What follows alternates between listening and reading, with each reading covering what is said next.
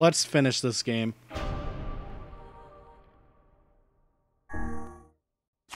Also, hello. Just a very, very, very, very quick update in regards to NieR.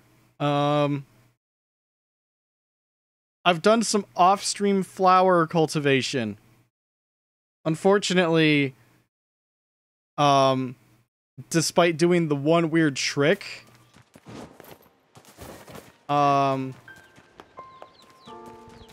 this is what we're at. So we've gotten the indigo flowers that we wanted from the previous one. Now I'm trying to get the pink one. We're not showing this anymore. Because I'm going to be finishing the game tonight, I have backed up my save so that when we finish, off stream, I'm just going to load that back up and work on this fucking flower thing until I get it done.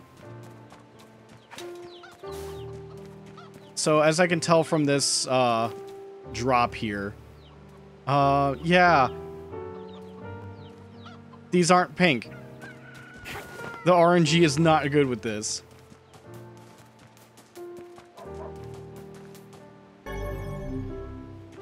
So because I don't care, or better yet, I don't care! I don't care about doing it on stream anymore. It's a waste of fucking time, and the reward is going to be fucking nothing. I'll tell you right now. There's no point. But I will get that last side quest done on my own time. But it ain't just, it's not happening. Also, what am I doing? I could have just... Well, I had to warp. What am I doing? Okay. Stupid flowers got me distracted from our main goal. So yeah, right now there's pretty much nothing to do. Other than beat the game. Oh there.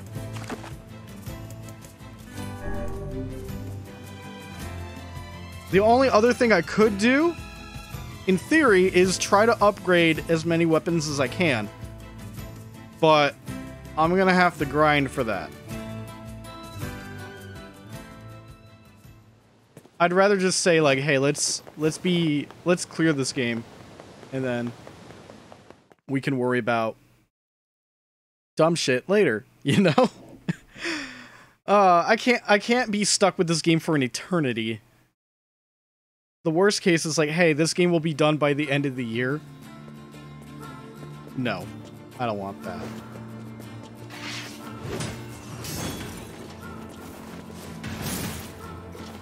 Man, I'm loving that upswing with this thing. Double ring out.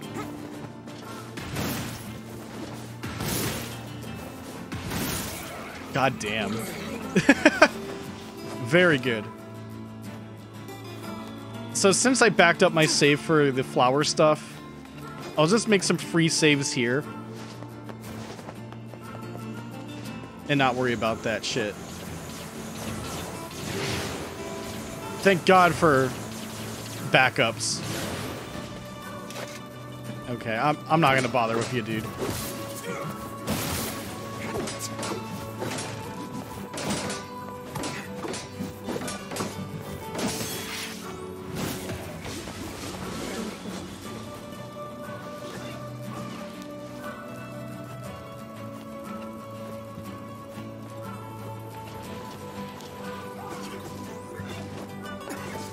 Oh, that was close. I could have been knocked off the ladder there.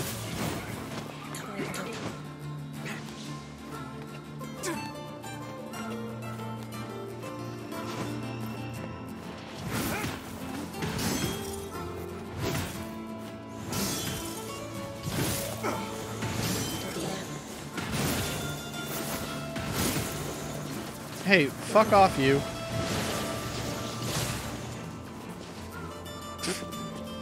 Yeah, that's what I thought.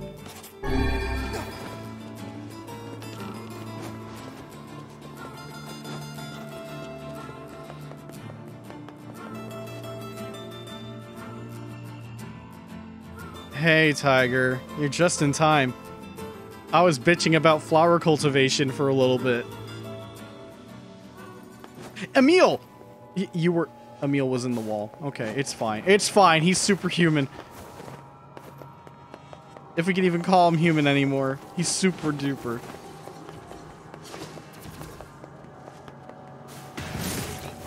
So I don't know how long this end section is going to be, so this might be a really short stream. Maybe. I've got no clue. But we'll just roll with it. Yes, with a big super. Yeah.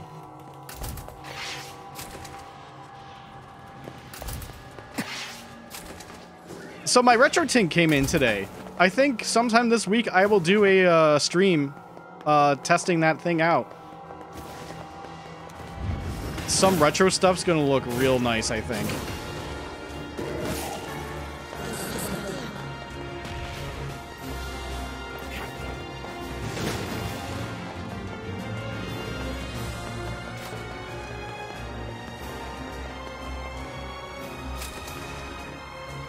By the way, you guys can't hear my fan going off, right? It's actually pretty hot out today, so... Actually installed the fan in the window. You don't? Okay. I'm just wondering if you can hear it whenever I'm speaking, because when I'm not speaking, the limiter should be getting rid of that background noise regardless. I'm more worried if it's just coming through while I'm talking.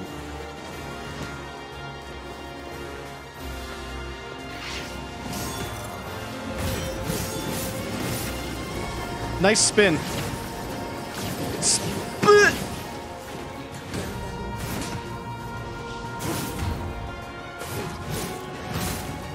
That's like super spin to win.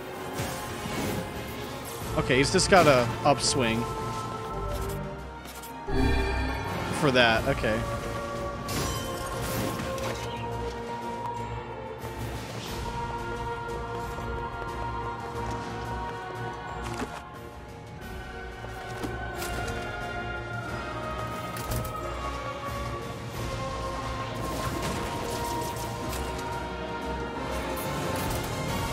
You know, I could prolong all this stuff by actually fighting.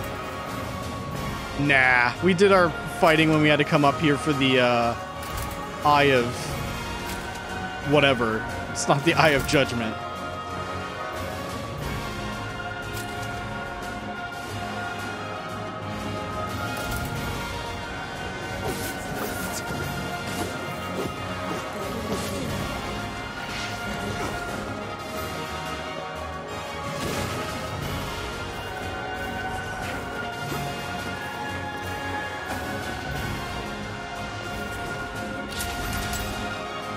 Area name? Oh, this is, well, we're in the Lost Shrine, but the music here is far different from when we first visited the Lost Shrine. A chord? What about a chord? What is a... Yeah. Yeah, you noticed that? Yeah. Yona said in her loading notes, like, hey, I've talked to this person. Her name's Accord. Yeah. That's something, isn't it? It's almost like they're connected.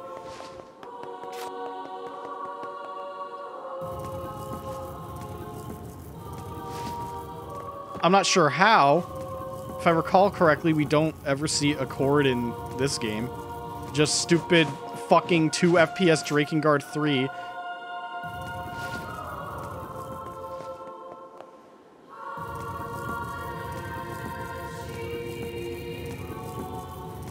You're gonna have to do some hard convincing of me to stream Drakengard. Any of them. I don't own 2, but I have 1 and 3. You're gonna have to really do some convincing to have me even stream that in full. Because then it'll be like, oh, you're going to do all the endings? And I'm going to be like, what the fuck? No. Why would I stream that? You know I'm just going to cheat to just get past it. by looking at a visual fucking guide instead.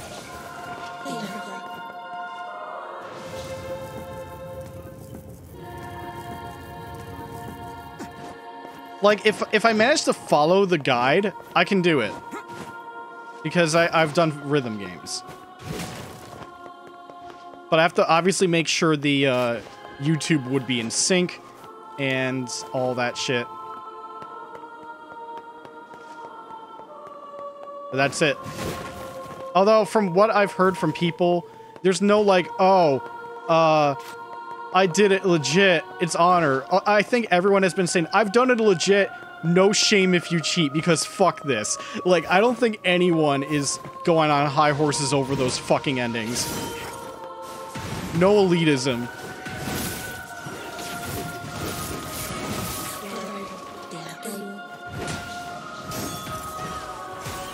Wow, cleanup crew. I wanted to see if upswing would do good shit.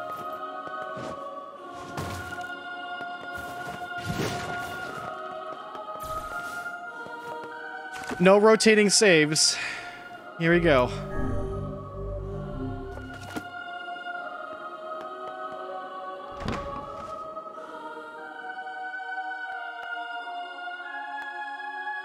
Also, such an ominous sight. The cat and yet I find it is in my room. Strangely nostalgic. Yeah. This is where Vice and I first met. And first fought together. Wow! This is where you used to live, Vice?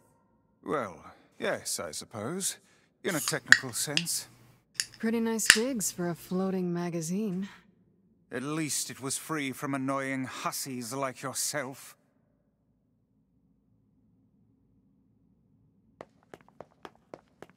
All right. Let's open the Zelda dungeon.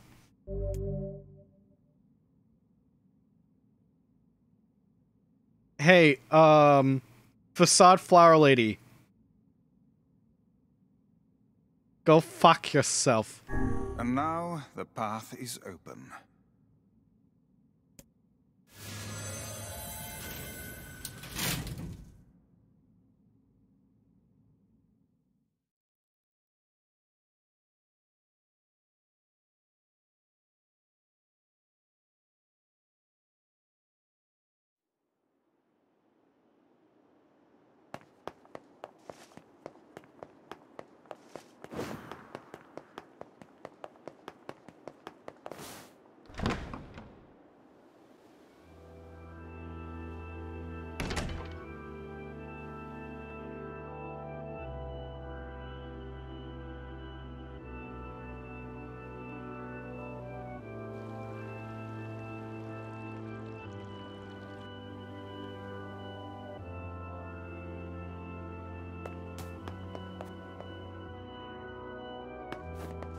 Still wondering why only one of the statues is broken.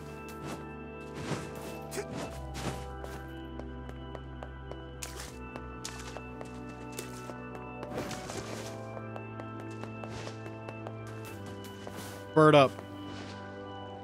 To whom does the true voice speak? To whom does the true form show itself? You must answer. It can talk! It can talk, it can talk, it can talk, it can talk. I ask, why did humans disappear from the world? The hell is this? I believe this is some manner of password. Password? Yes. The correct answer should grant us access to the castle. I feel confident I've heard this somewhere before. No map. Okay.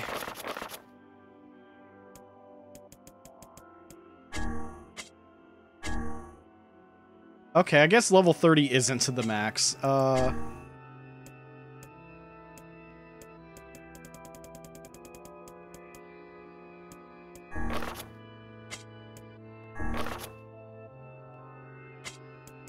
trying to think if we had a note regarding this.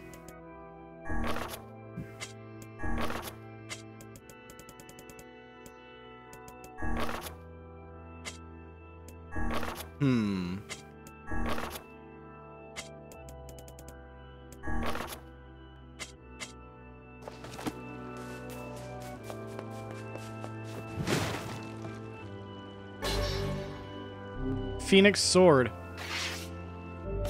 How good are you?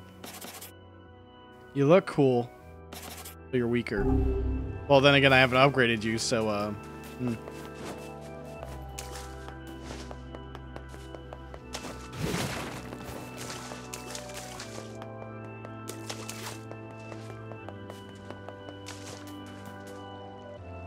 To whom does the true voice speak?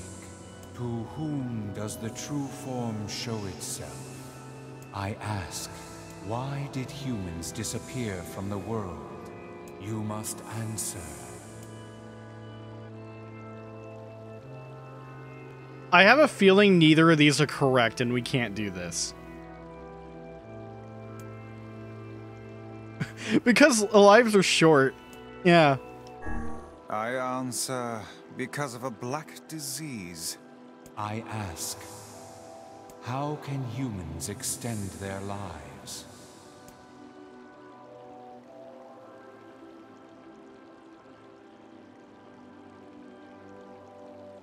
Separating body from soul? I answer by separating body from soul. I ask, what is the destination of souls? Destination unknown. They are placed in their corresponding shells. I answer, they are placed in their corresponding shells. Very well. You are acknowledged as master. Sorry. You may enter. Well then, it seems the way is open.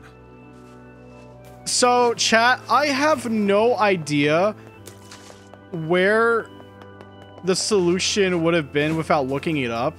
By the way, I did not look it up. I believe I've known the answer based on what I've known about NieR already.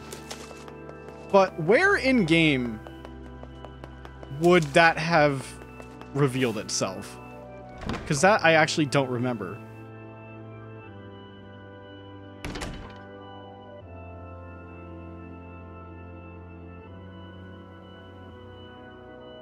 Wow, look who it is. It's the twins from your village. Popla, Devila, what are you doing here? Hey, any chance you'll just go back to the village? This is a very dangerous place. Even if you can find Yona here, you probably can't get her out. Goes into detail, but wasn't that in the original, which doesn't have one? There had, maybe I'll look back at the best friends playthrough and see if they answered. I forget. I'm not gonna worry about it right now. How did you get here? Shh. We're asking the questions right now.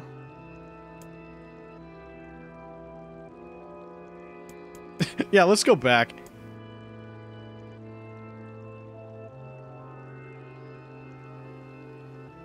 Oh, Tiger, that much I do know. I already know about that. So we can hold off on anything else regarding the future. So, don't take it the wrong way. Don't take it the wrong way. We're just gonna hide that.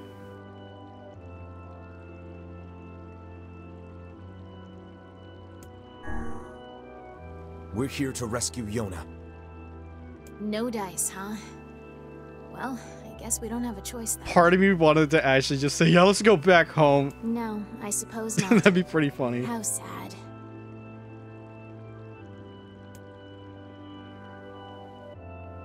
Wait, said what out loud? Go home?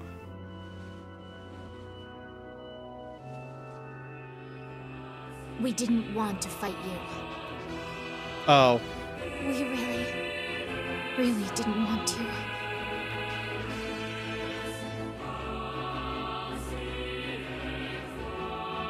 Devila, what's happening?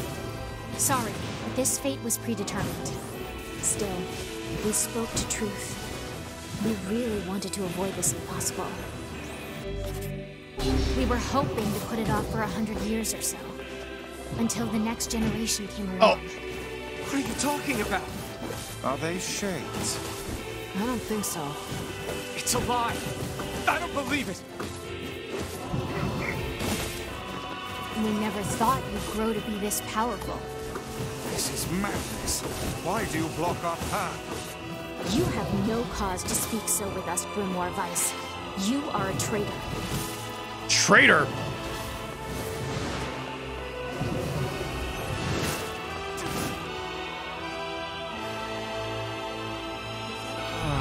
What now?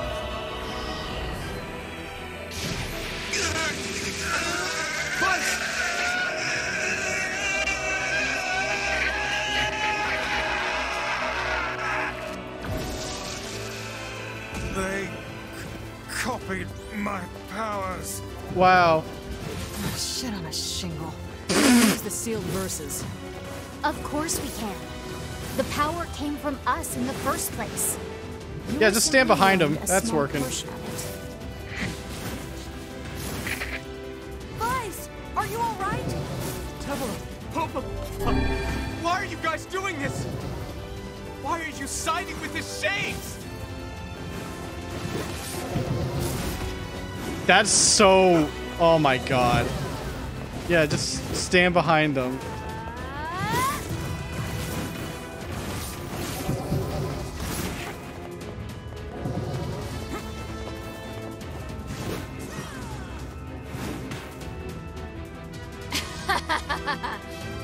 Why? The answer to every riddle lies within the heart of the Shadow Lord.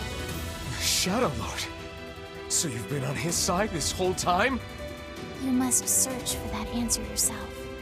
You've got to face your own truth now. Please, enter the Shadow Lord's castle.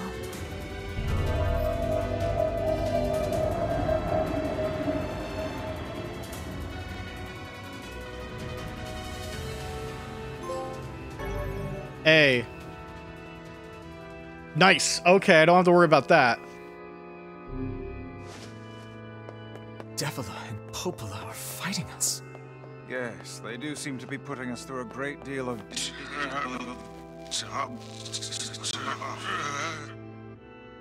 You okay, Weiss? How odd. For long years, my mind and tongue have been my greatest assets. But now the latter seems to be...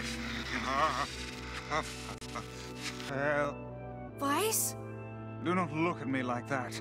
I am Grimoire Weiss. I am perfectly... Weiss, you're breaking up. We gotta fix his reception. This ain't good.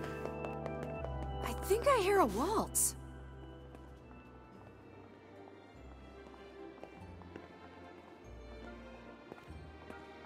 You're right, Emil. Let's crank that music.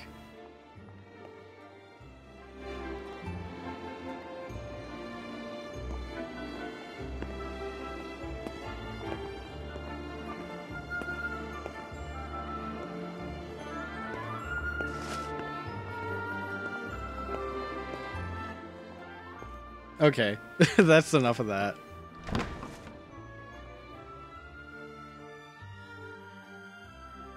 Meanwhile, Kitty behind me is just chilling.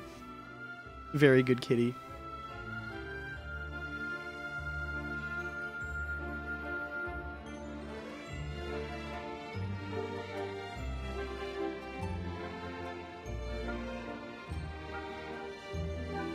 It's Mateo and friends is the ghost. It certainly is a grand affair. Bunch of dancing bastards. They're all shades. Oh no. Roll Fizzlebeep. I think we're locked in. It's not like I was planning to leave. Yeah, it's a bit late for that. Okay, so I can at least still use Weiss's powers. Yeah.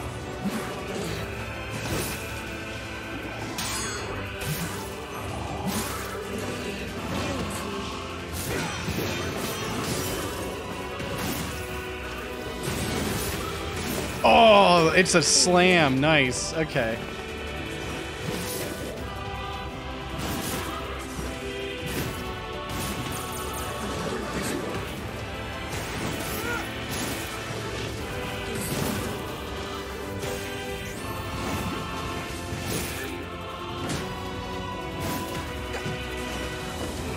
Frickin' roll fizzle beef, dude. Come on.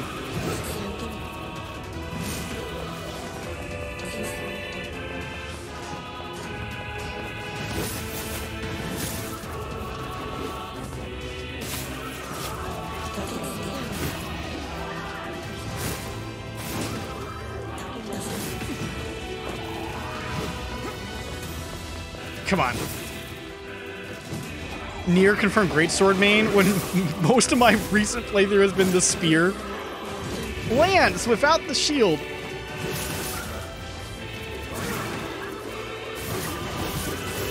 Man, if only you could spin like that in Monster Hunter. Discount Sakura slash.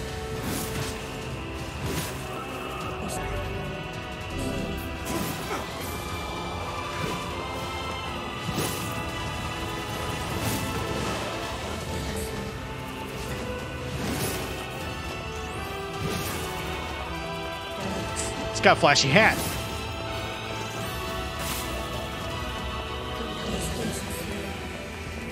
Oh, fuck you. There we go.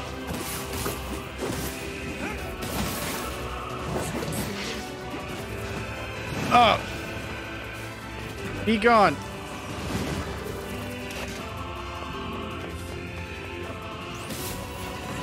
Oh, he's... Wow, you can actually survive that? Won't stop coming. I'll open the next door. Cover me. Oh, how I do love a good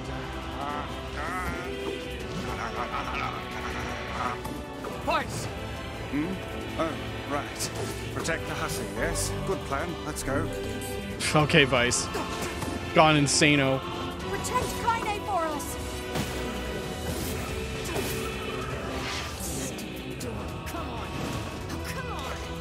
Kaine! Hurry! It's not open yet?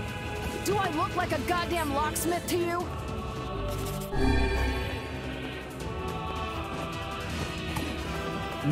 Sorry, Kaine. Here's a lockpick. You, the master of unlocking, need to open it. Yeah, I know Cookbook's having a stroke. How many recipes he can have?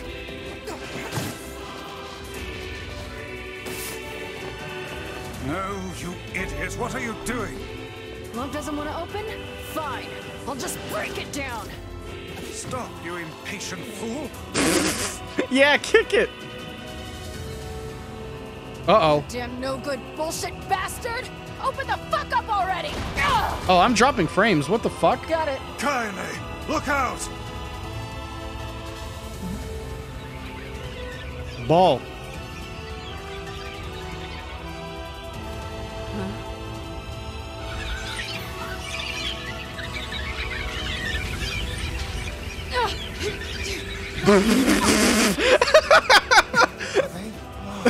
Why? These things are freaking me out. Shut up, I'm laughing at this. They're balls and I'm laughing. Kaine, what's wrong? We need to help Kaine.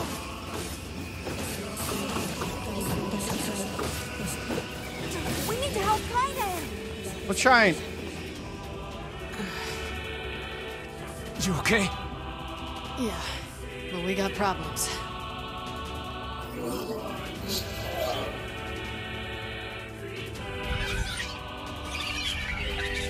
I love these balls.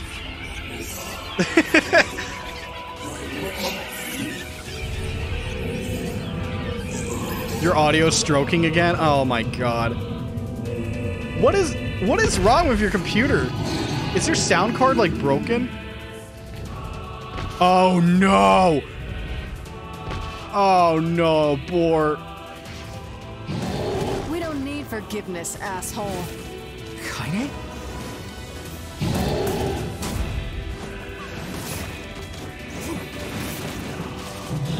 Nero.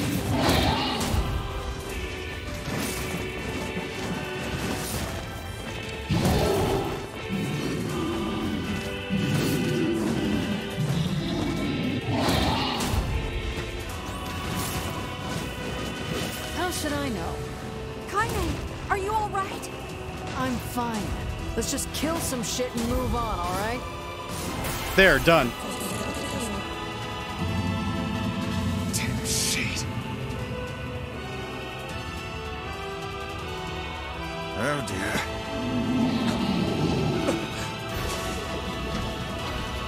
Armored boar. Oh. Defeated Groose in 2 minutes. Okay. His name was Groose?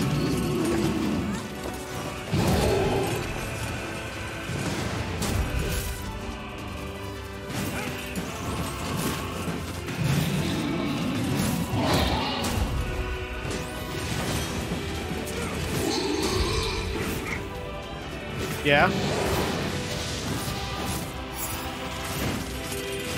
Oh, bitch, it's invincible. This thing? Fog. Oh What about the fog? Can't stop now. Damn it. Come on. Stay focused, Kaine. Don't fall victim to such distractions. no! Come on! We have to keep going! Let's go.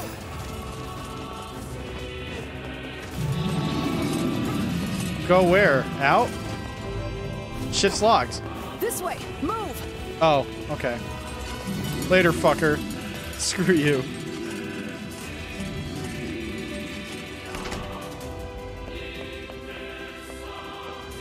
It's the worst it's ever been? Really? Dragoon Lance. That looks like a Monster Hunter Lance. Nah. Okay. All right, let me hear this. Let's hear this. Chat, you won't be able to hear this, but I'm going to hear it myself.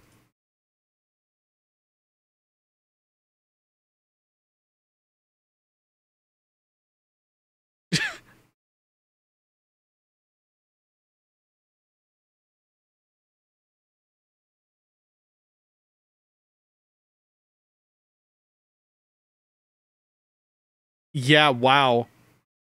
This is that is real bad. It's real bad. Have you tried looking up solutions online about like what in the fuck?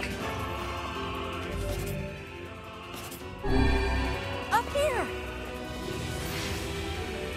Why are you camera locking me? Oh, right, because there's nothing down there.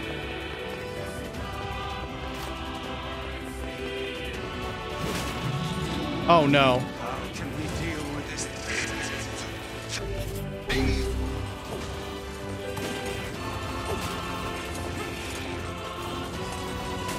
Please, hurry! Screw the box, it's not worth it.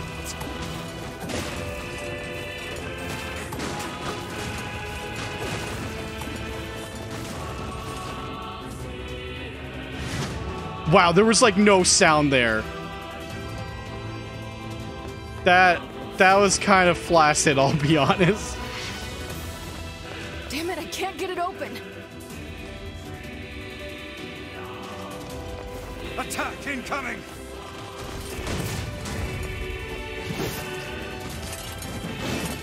Do it again.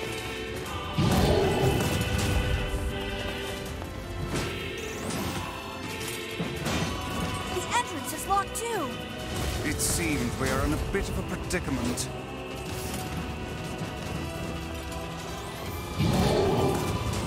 Strike the beast while it's down. Okay. I thought maybe like, you know, having it hit the door would be the solution.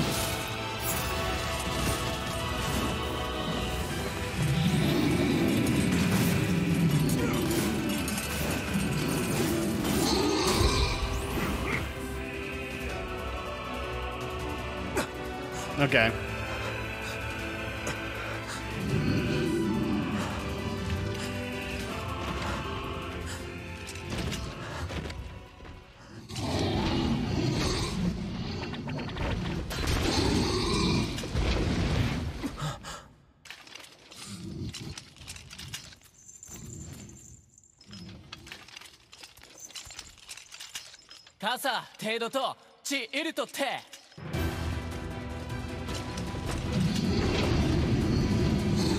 The king?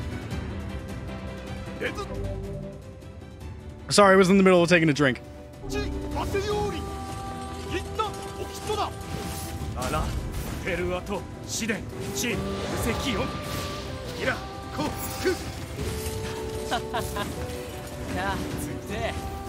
What are you doing here?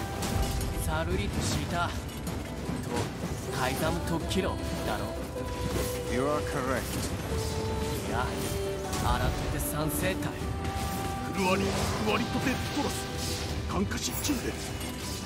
But Well, it's not open yet.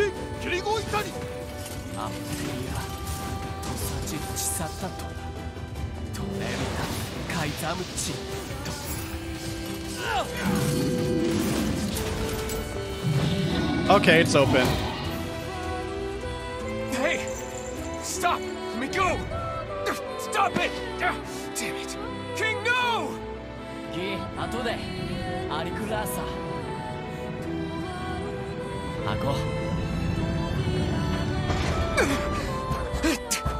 No! Open the door! You can't fight that thing on your own!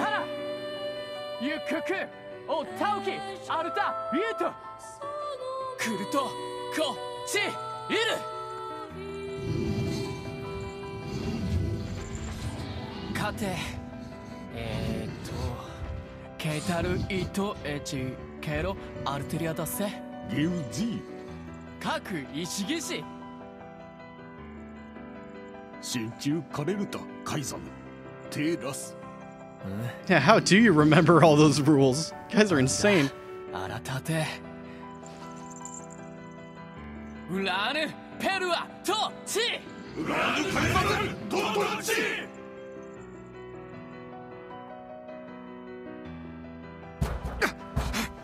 Open the damn door!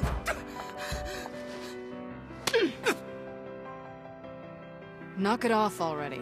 Let's go. Kaine. He's fighting for you. And for Fira. Don't let him die for nothing. My friend. He's got this, though. It's fine.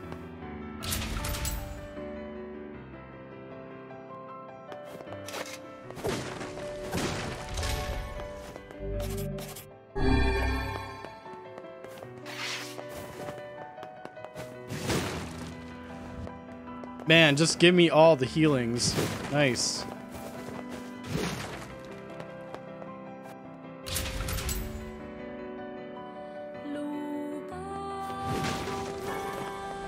Spirit capsule? Hold on. What do some of these even do? Well, okay. These are good, but... Halves damage from magical attacks. Oh, okay. I don't have a lot of those. Oh, picking the actual moonflowers is... Wow. Healing item. Okay.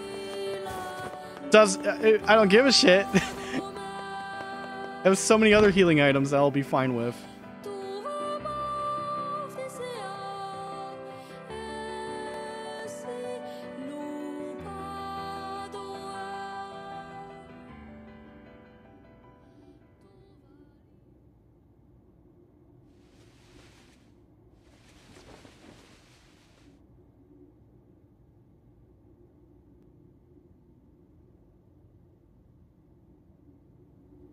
Devila! Popola! Oh, look. You made it. We've been waiting for so long. Why are you doing this? It began 1,300 years ago.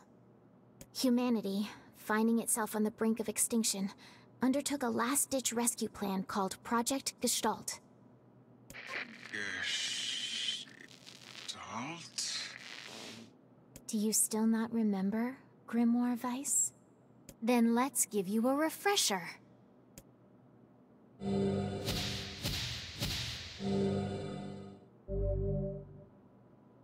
We're gonna read the fuck out of these.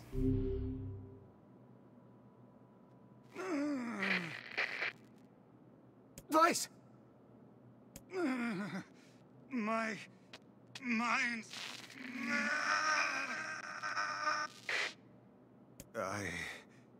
I remember. Devila, Popola, you are not human. In fact, oh no. Yeah, sometimes the truth can be a real bitch. You want to finish that thought for him, sister? All of us, every person standing in this room, are mere shells created by the true humans. What are you saying? You still don't get it? You aren't human. So then humans, I mean, the true humans, are extinct? No, they still live on. You know them as shades. Each shade is a twisted remnant of what was once a human being. Crazy, huh? Now let's skip the part where you stand there with your mouths agape and just get down to business. Wait. Sorry, but we're gonna be needing that shell of yours. The rightful owner has been waiting for a very long time. Please don't be angry with us. We are only doing our duty. Our endless existences have a single purpose: to control the lives of others in accordance with the will of the true humans. You have your own motives, your own desires. And we have ours. I fear it really is just that simple. Don't speak such foolishness. Sorry.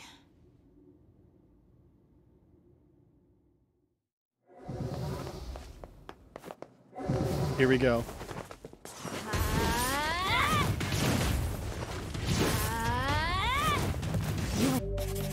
Us. We're the same. Tools in the hands of a master. Damn it! I'm nothing like you. Get ready for good music, chat.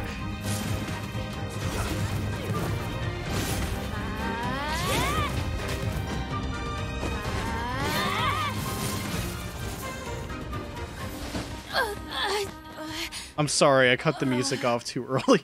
Devila? I'm sorry. Devila? We didn't even get to hear the good part.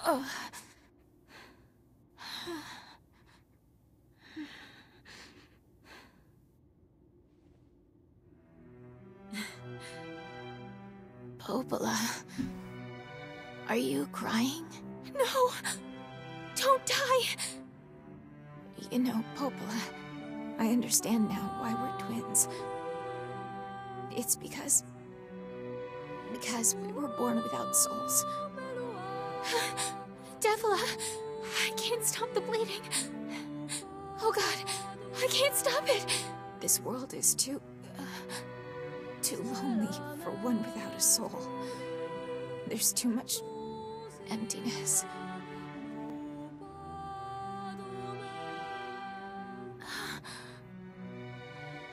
Our souls are missing. And yet somehow our tears still work. It's kind of weird. Sorry, sis. I love you. Devila! Devila! Don't you go! No, I can't be alone! Devila!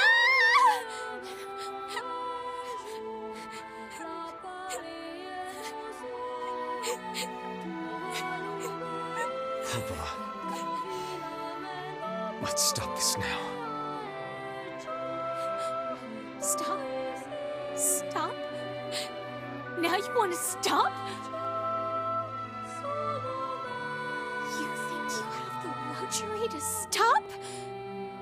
You cut down my sister like a goddamn animal and now you want to stop? Popola, wait! It doesn't have to— No one stops! It's way too late to stop! No one stops! Please, don't do this, Popola! You and Devila were like parents to me! Those two have watched the world time immemorial. The coolness of such a fate is difficult to imagine. I don't want to do this! I don't want to fight her! Stop bitching and start fighting! It's the only way!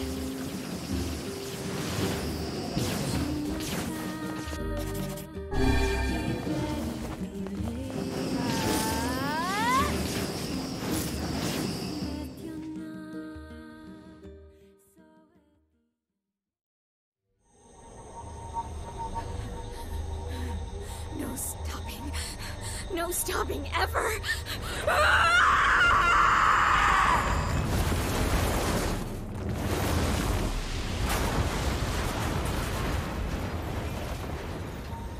The bridge! Blast!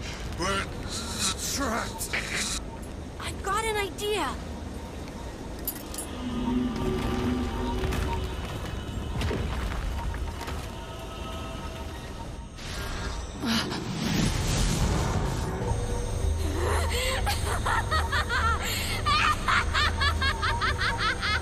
I fear we're done for. It'll be all right.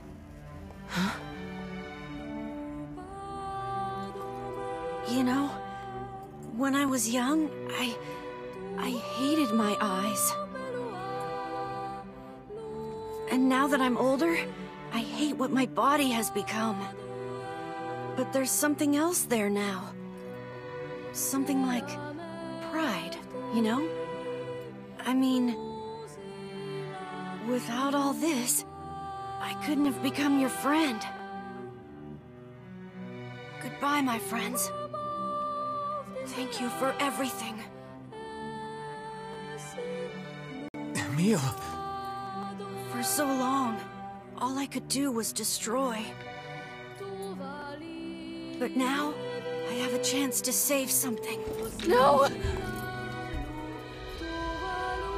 Now get going, okay? Emil! Don't worry about me. I'm gonna be fine.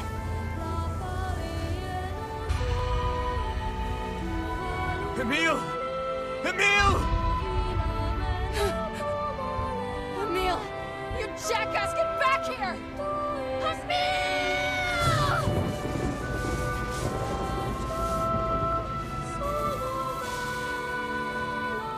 Oh dear. Kaine's so unstable, and Vice can't stop arguing with people. I hope they can hold it together once I'm gone. Well, I guess they'll just have to learn.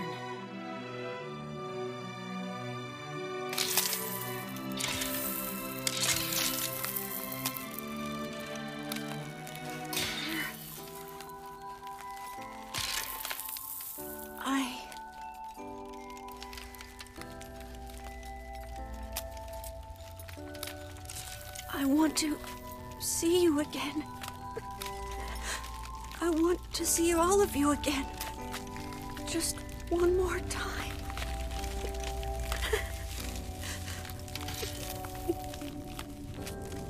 I'm scared. I don't want to die.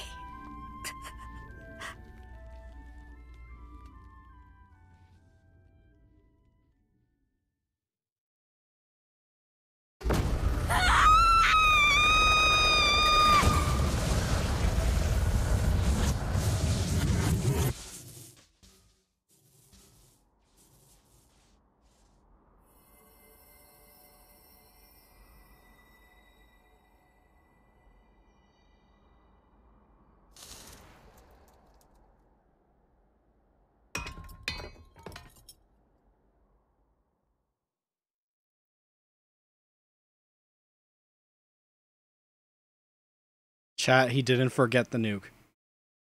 What a goddamn hero.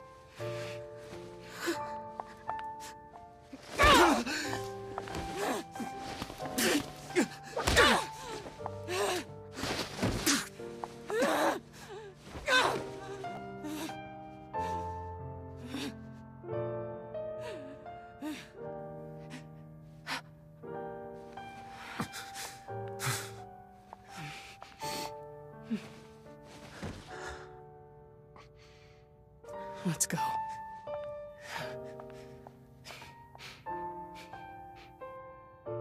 Yeah.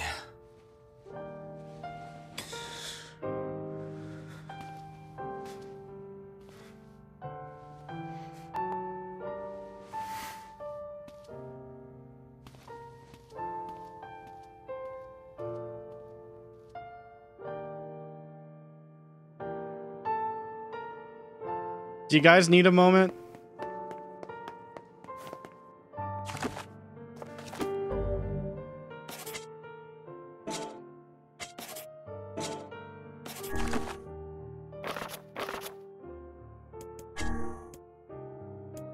Because we do have a moment. I think we should read the Project Gestalt reports before we go on.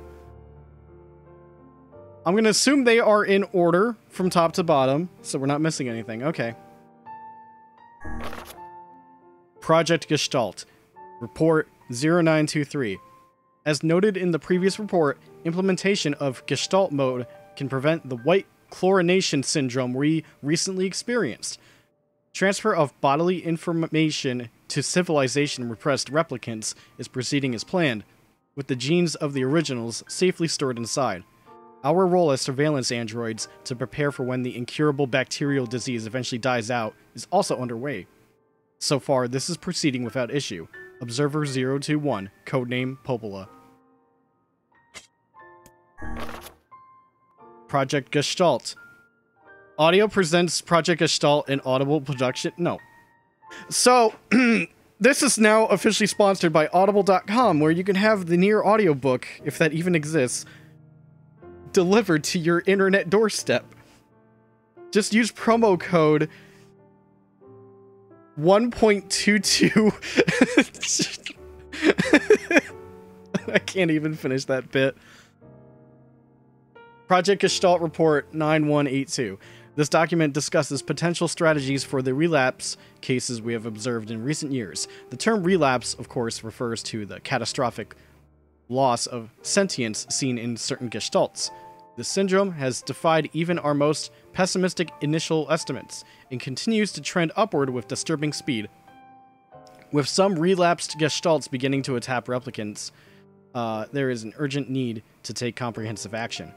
We remain convinced that an unknown technological defect in the Gestalt transformation process is responsible for the condition, but so far have been unable to confirm this theory. Okay.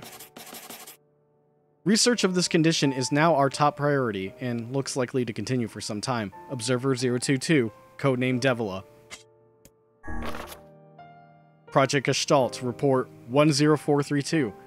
Shorthand minutes of Case 23, Emergency Response Conference, Committee Special Meeting. Issue, observed upward trend in relapses, noted and discussed. Issue, acceleration of restoration schedule, approved. Report, debate over using codename NieR for human restoration schedule. Report, preparations to launch Vice decoding system for above. Report, order collection of guidance and release code for NieR alongside Vice launch. Observer 012, codename Popola. Observer 022, codename Devila. Project Gestalt Report 11242. We have determined that the rise of relapses was due to an unexpected spike in the sentience of replicants, as well as a genetic instability within the original Gestalt. It seems the original's effect on bodies that have undergone the Gestalt process was not anticipated in advance. Immediate action must be undertaken to identify the links between this trend and the original Gestalt, along with its sister, the relapsed case known as Yona. The Observer Contact Group is growing uneasy, so finding a solution to the relapse issue should be considered a top priority. See other reports for more details. Observer 021, codename Popola. So any of you guys knew the game was going to go in this direction?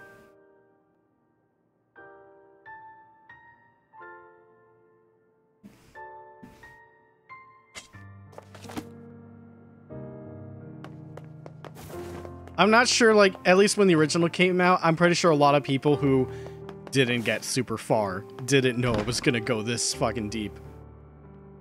Oh, Tiger, same. I've spoiled myself long ago. I'm just saying, like, for anyone else. Oh, can we spin the win?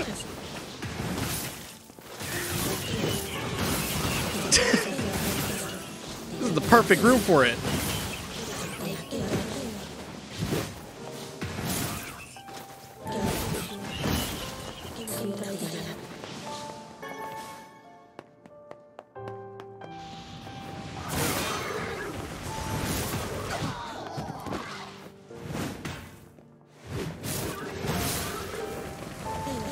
By the way, to kind of ruin the mood, there was a trophy for speedrunning Devil and Popola, and I failed that one.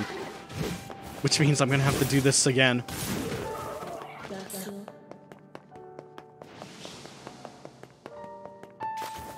Great.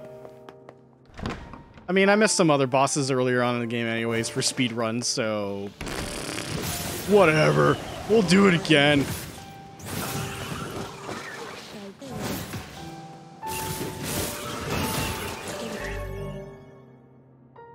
Ooh, big attack power. How quick did I need to? I will check the list in a moment. The thing is, there's two for them. There was the fending them off, which I did get, and then the actual kill. I feel like So one thing I've read up in terms of the in-game speedrun for that trophy, for beating it in under 15 hours, cutscenes count for time, which means you have to skip them. I assume not skipping Devil and Popola's cutscene cost me that. Why don't we take a look? Oh god. They're in a simulation the whole time. Oh, by the way, chat, check this out. Ba-boom, 100%. We can move on to Hitman 2. But I have some terrible fucking news that gutted me in regards to Hitman. My unlocks in Hitman 1 are not going to carry over. So if I want to bring my Hitman 1 stuff to 3 eventually, I have to redo all that shit in Hitman 2. NieR is a replicant. Hopefully I'm getting that right. I'm pretty sure the replicants are the new bodies. So basically what NieR is right now is a replicant.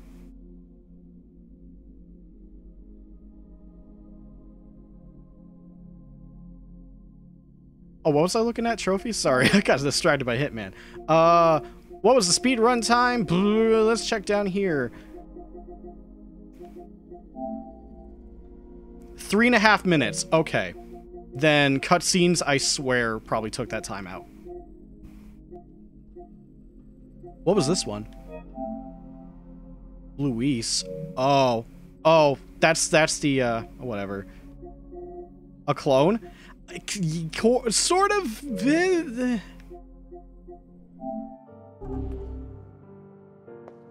Believe me, this isn't the end of info. No, not robots.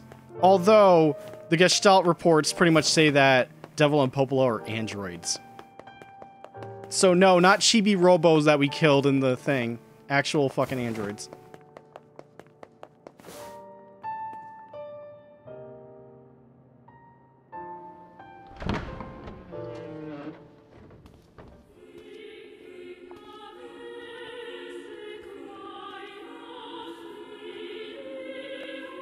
Tiger, I know you've been hyping up some music.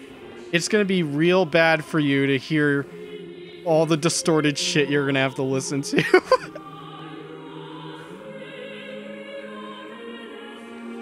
Yona!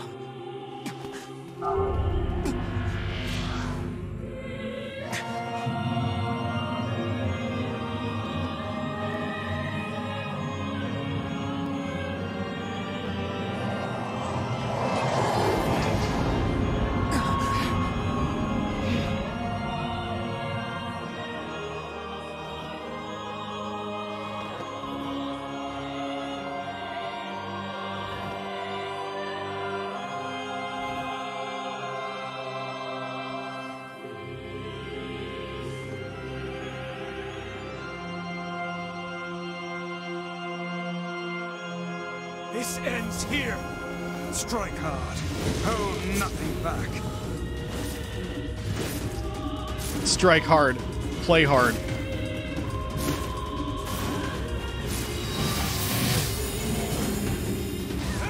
How could a mere tool hope to stand against the Shadow Lord? Don't speak in such a manner, fool. I am nothing like you.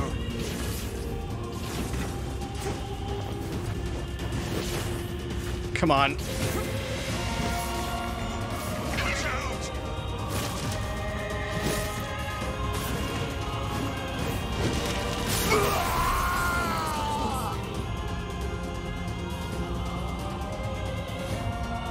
Be careful! I know. Whoa.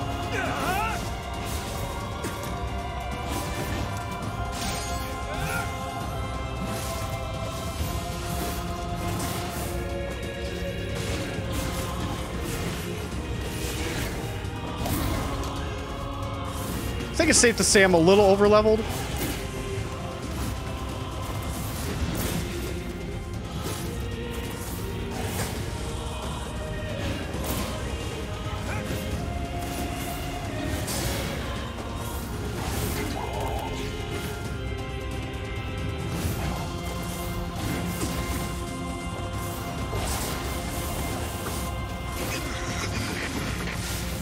Vice, you alright? Naturally, I am as fit as a fiddle. Fiddle. Hang in there.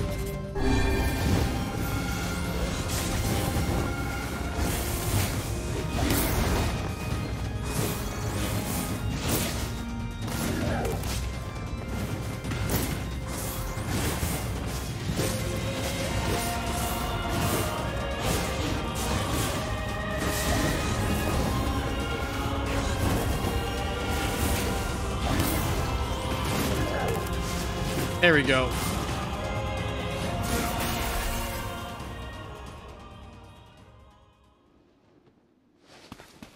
Wait.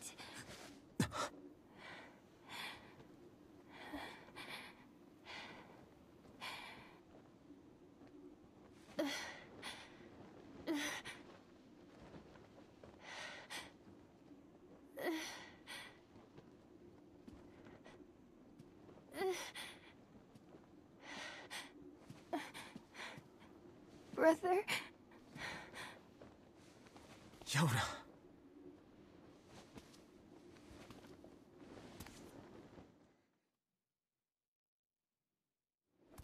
Huh?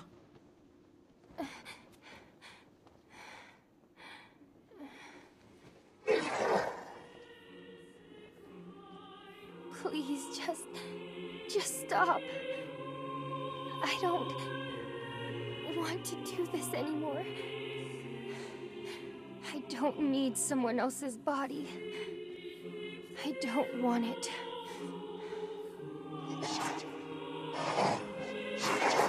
There's another girl inside this body. I can hear her. She won't stop crying. She says she wants to see her brother. Yona's been possessed? This girl loves her brother too, just as much as I do. It's not right, you know? It's not right that she can't see him.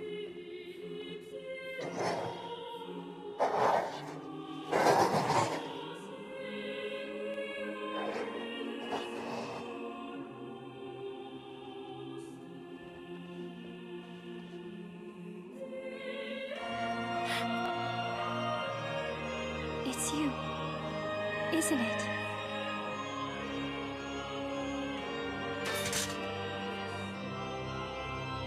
Yes, it's me. Let's go home.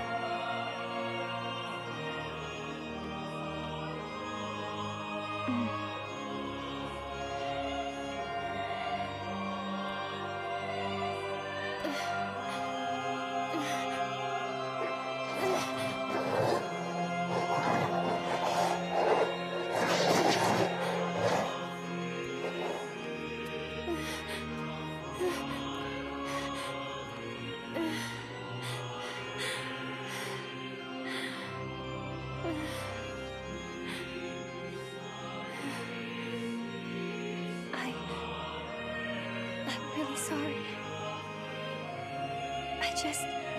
I don't know what to...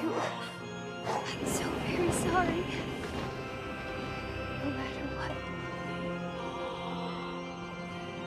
Just know that... I love you.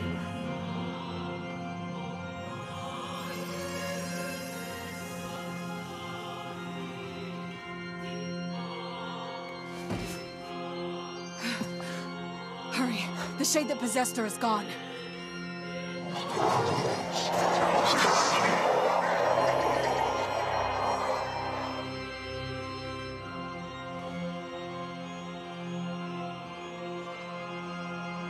Cut! Watch over Yona for me. Yeah, let's fight right next to them, too. You understand your sadness. You think I'm gonna sympathize with you? I swore to protect my sister and my friends. If someone puts them in danger, they must stand aside or be cut down. Now come on! Let's finish this!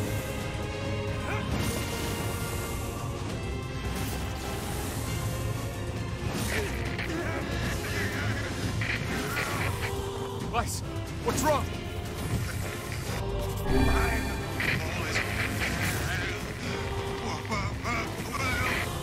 You're freaking me out here, Weiss. What are you doing? Come so. Yeah. Oh. Do it. Strike the killing blow.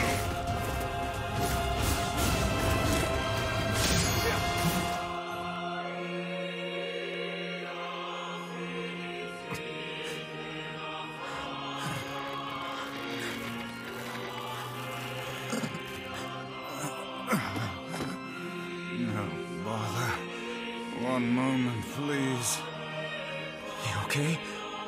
Fine, just fine. All right, no, I'm not. Weiss. It seems some headstrong idiot has decided to push me beyond my limits. I should have taken that job as a cookbook when I had the chance. That walk cycle. God damn, Sorry. Weiss. Sorry. Only joking. I hate cookbooks. But... Let's go. Out of the way. I have one final task to fulfill.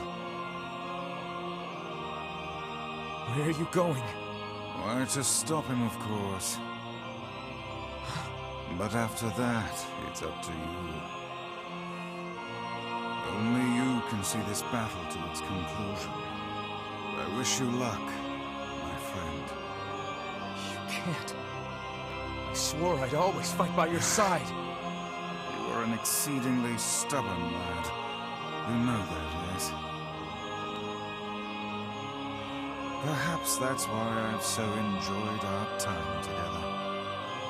But I fear this is where our journey ends. Weiss! Oh, and remember what I told you about using my full name? Well, forget it. I've grown rather fond of Weiss. Weiss. I knew you'd come around. Don't let it go to your head now.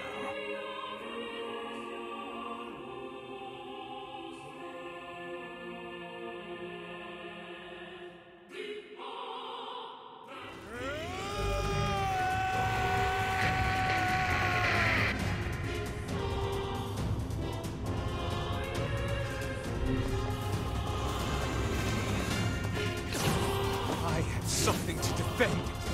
I have a reason to live.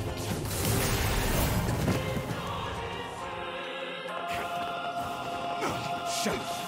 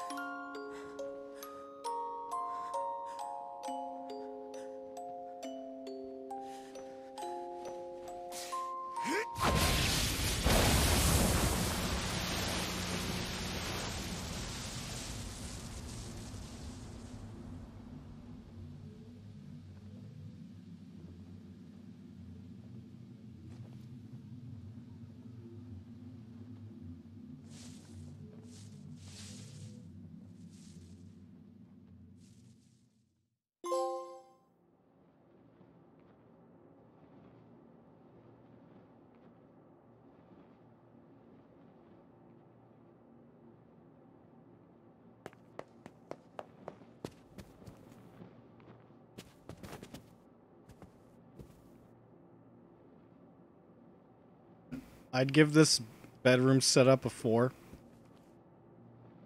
There's like no cohesion here. But that's just my review.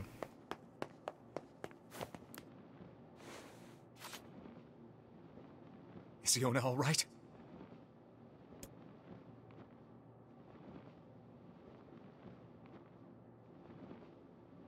Oh God, no. Oh, please, the girl is fine.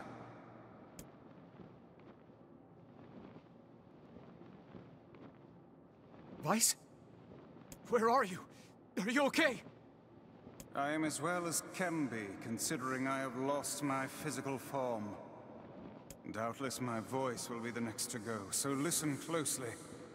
Your sister is safe. Do not mourn her, and do not give up hope. Instead, you must call her back to you. How? Use your memories. Recall the times you spent with her. Present her with proof that the two of you live still, and that your lives have meaning. I don't know. Typical. But take heart. I know you can do it.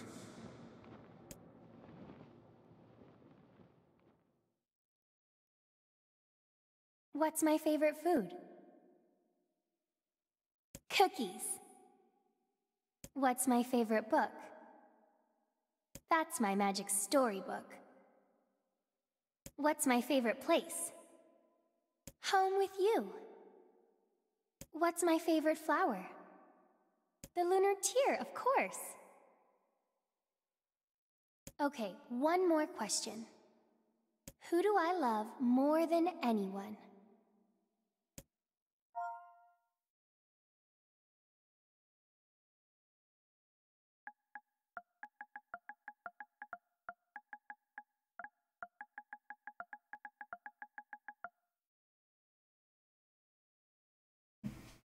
I mean, is it the right answer?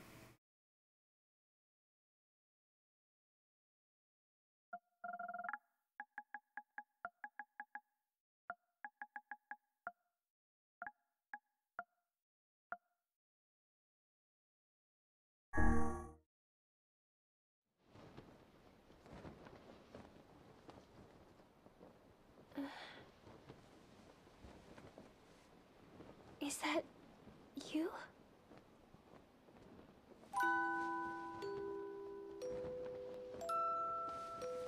Yona.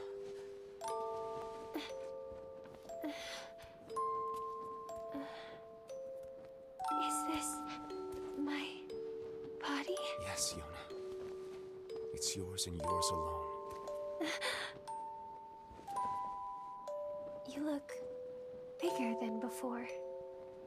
Like you've grown up. Well, yeah. I guess you haven't seen me for a while. Have I been asleep this whole time? Something like that. It's almost like I'm a princess from some fairy tale. Oh, Yona. I'm so happy to have you back. Me too. Kaine. You and your sister, you have a good life, okay? Where are you gonna go? Guess I'll... You could stay with us, you know. Thanks, but I'll pass. You know how it is. I got my own shit to take care of. What do you mean? Personal shit, alright? Anyway, take it easy, yeah? Kaine. Hey, look. It's beautiful.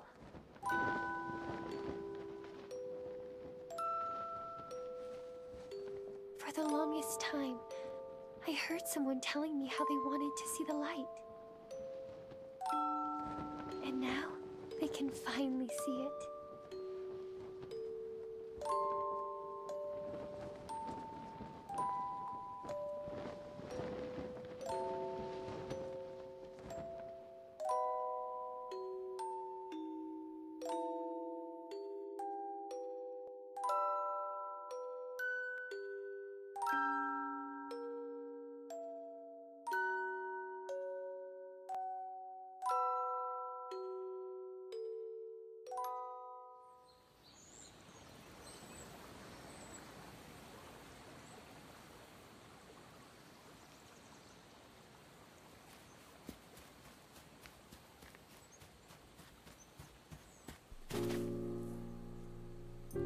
Okay. Boy.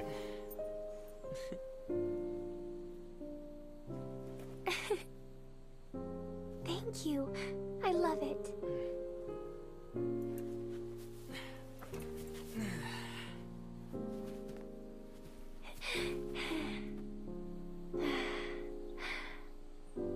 It's so sunny today. Yeah, it sure is.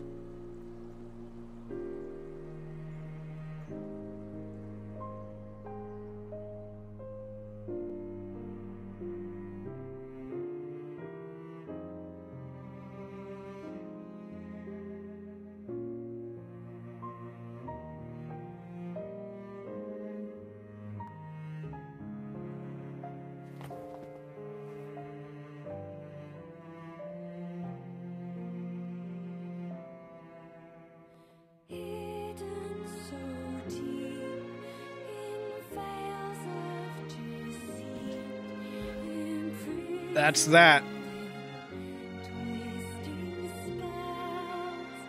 I didn't want to throw it in during that cutscene, but seeing the princess fairy tale shit, I would have pressed this.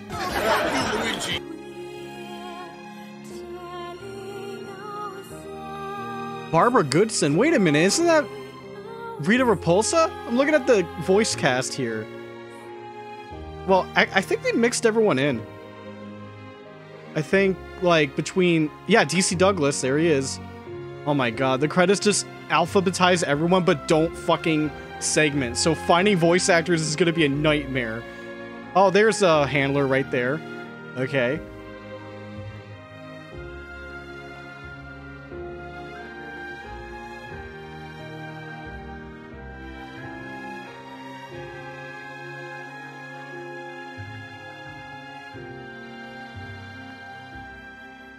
I don't know. Still good game. Fuck the flower side quest. I don't care. Good game. Hold on. Kitty, what are you doing in the... Oh my god. Come on. Come on. I'm sorry. Cat's just... No! What? Lexi! We're... Oh my god. We're in the middle of credits and you stepping over shit. No, get out of there. Come on. I'm supposed to talk about the game. Come on. Oh my god. Do I have to... Oh, I think I've... Oh, I gotta get her out of there. Keiichi Okabe, goat of music. There he is. Oh yeah, I knew I heard Keith Silverstein in there. Who else? You need to get off the... Oh my fucking god. Kira Buckland as question mark? Excuse me? Why is she question mark, game? Why is Kara... What are they doing in this game? What the fuck are they doing in this game? Laura Bailey, Liam O'Brien. Oh my god. Lexi, please get off the boxes, please. I beg of you, be a good cat. Thank you. Okay. So yeah, why the fuck is Kira Buckland and Kyle McCarley in the credits as question mark? What could that possibly be? Oh, there's Matt Mercer. Additional voices. Michelle Ruff. Yeah, yep, definitely some notable voice actors, obviously. By the way, I don't think we can skip the credits. I don't think that's the thing they changed from the original. So no matter what, I can't really do anything about this.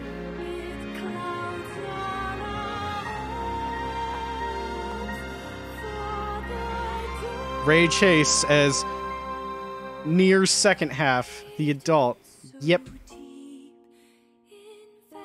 Hey, who's a good kitty? Don't hit the power button. Stop rubbing the computer. You're gonna get electrocuted. I'm paying attention to my cat right now while this... Sam Riegel, yep. Just get the entire Critical Role cast, except for, like, Ashley Johnson. Okay.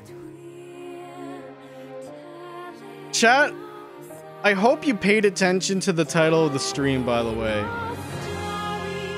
That's all I'll say. I hope the stream title is a clue. Not subtle at all. Hey, don't. Oh no. There. Yep, she's doing it again. No! Stop it! Lexi, behave! Are you gonna be like this the whole week? Come on. Oh my... Lois, get the fuck out of here.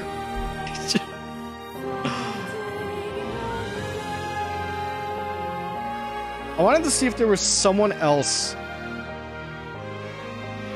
Veronica Taylor sounds familiar. What else? Yoko Taro, there he is in caps, that fucking madman.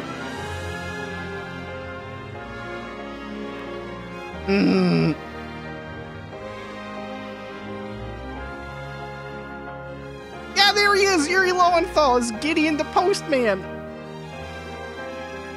Danny the Panda. Veronica Taylor was OG Ash? Oh, fuck. They got a Pokemon? Did they get Brock for this game?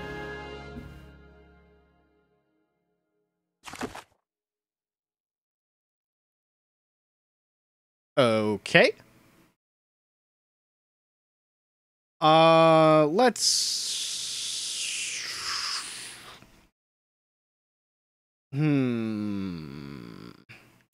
I'm gonna put you in slot 2.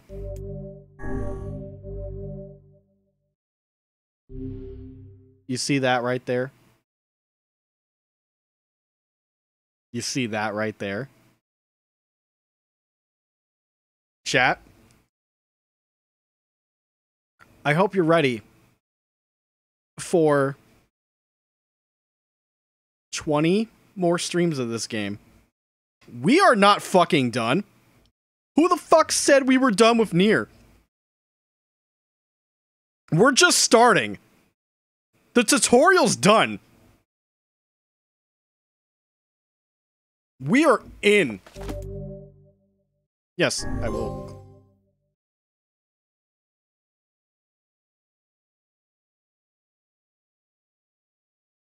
Get ready to experience Kaine's story. You can now read A Departed Mother's Diary in my house. Wardrobe added to options. New outfits can be attained by progressing. Change music has been added to... Ooh! How many of these are going to get copyright claimed?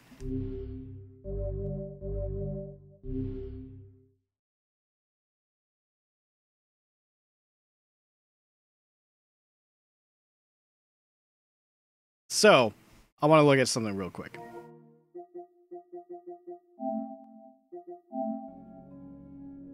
So, here's the thing.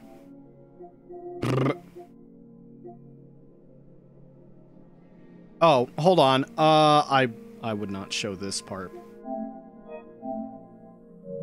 Oh. Never mind. Sorry, I'm pulling full machine gun today.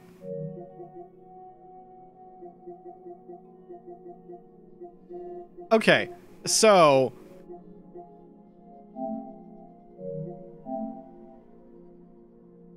You're gonna love this. The speedrun trophy for Shadow Lord. Defeat him within 4 minutes and 20 seconds. I am not making that up. And defeat Grimoire Noir within 1.5 minutes, which I swear I thought I did. I must have been a second off.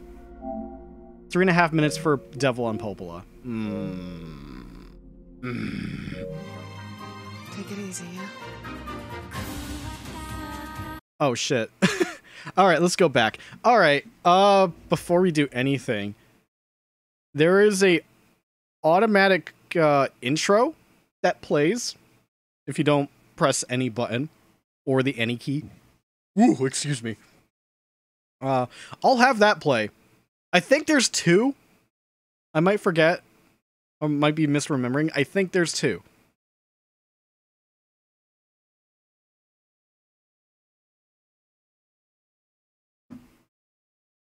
Vice, you dumbass! Start making sense, you rotten book, or you're gonna be. I didn't want to show any of this because a lot of it shows like later stuff. Goddamn furnace! How can can someone with such a big smart brain get hypnotized like a little bitch, huh? Oh, Shadow Lord, I love you, Shadow Lord. Come over here and give Vice a big sloppy kiss, Shadow Lord. I know what you're referencing, Tiger. Press any button. Press his power button. Wow.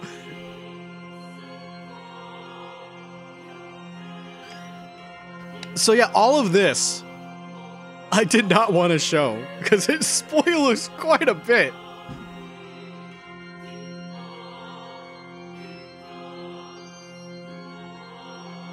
Like, you're playing the game and you see that and you're like, excuse me? Like...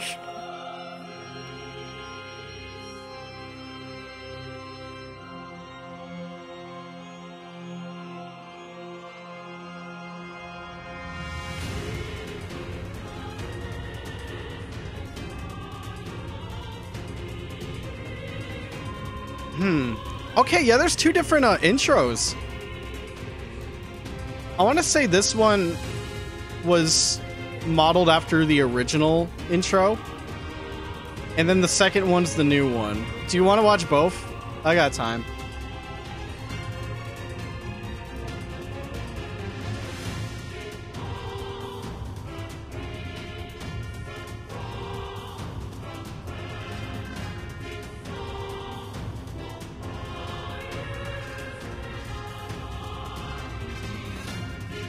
So chat, you got any questions for now about NieR? Because I think what's going to happen is we're going to just step away from this game for a bit. Because I've got some flower mini games to take care of.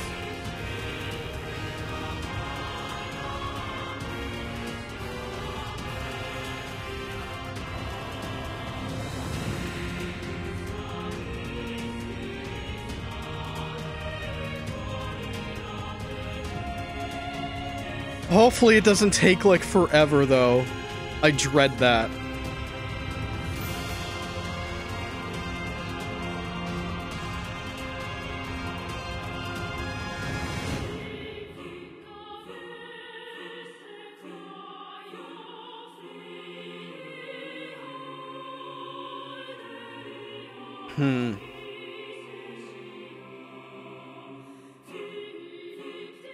By the way, I don't know how obvious it was, but yeah, that very beginning stuff, yeah, that was Shadow Lord, not NieR.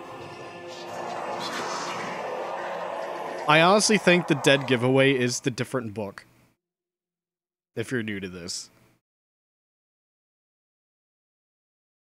So, yeah. It all adds up, in a way. Okay, let's see if the second intro procs instead of going, Vice, you dumbass, I'll stomp on your balls and shit down your neck.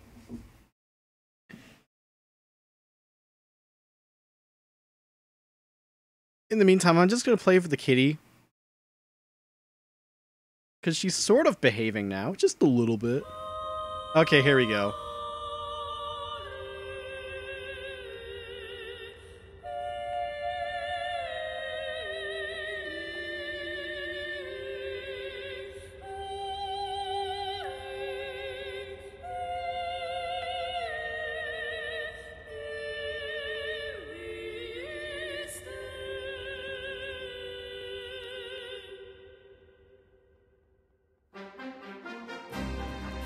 Save Yona, Vice.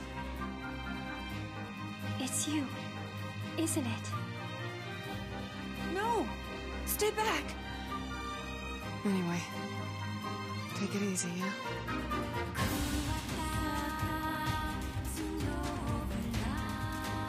Yeah, imagine me showing any of that stuff before we hit the end of the game. Could you imagine? No big oops today. And it's not like a Silent Hill 2 thing where they give the voices to the intro after you beat it. No.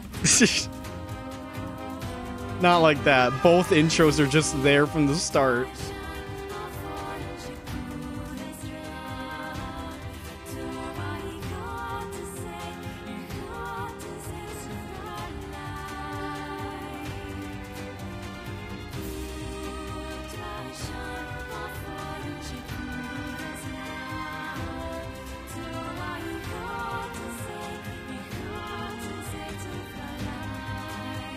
Wow, those villagers taking those bullets like a champ. Is this beast a shade as well? No, you've got to stop this. Tool hope to stand against the Shadow Lord. I don't want to hurt my friends. Kill him, you glorious bastard. I have a reason to live. Like, they showed the final boss right there.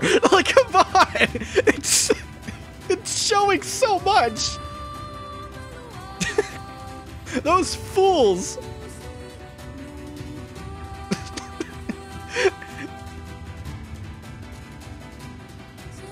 Pure fucking spoiler intro. Par for the course.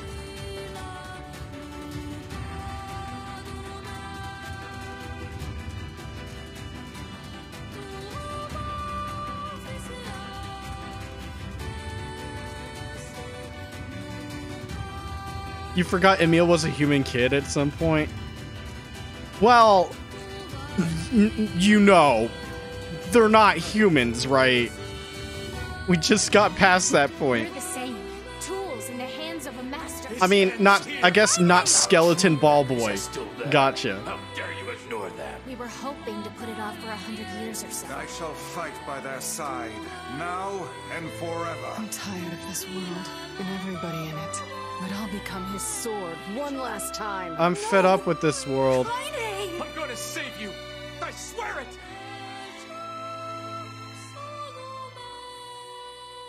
Thanks for always being there for me.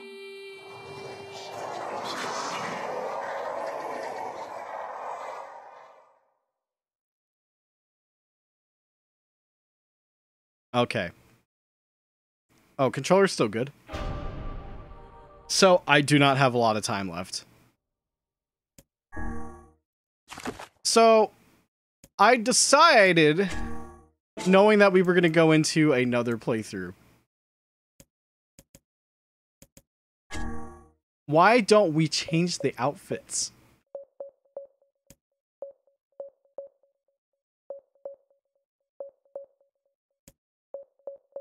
Emil still fucked. How unfortunate.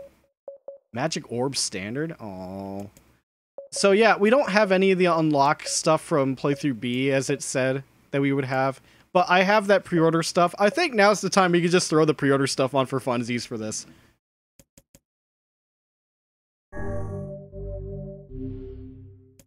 I think I threw on the outfit at one point at the end of one stream.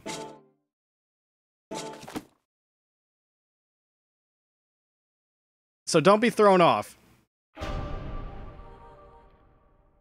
I'll just tell you right now, I'm going to see where exactly continue is going to bring us. Or better yet, what happens to my flowers if I hit continue?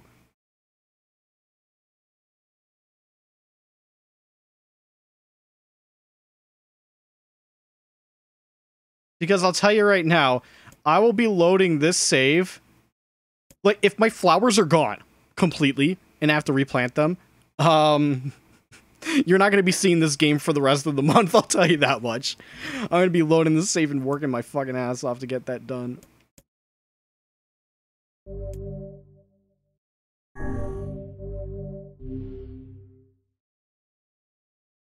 Also, new loading screen. Because I have the outfits on. Those are the pods. I don't know why the pods are replacing the Yonas, but whatever.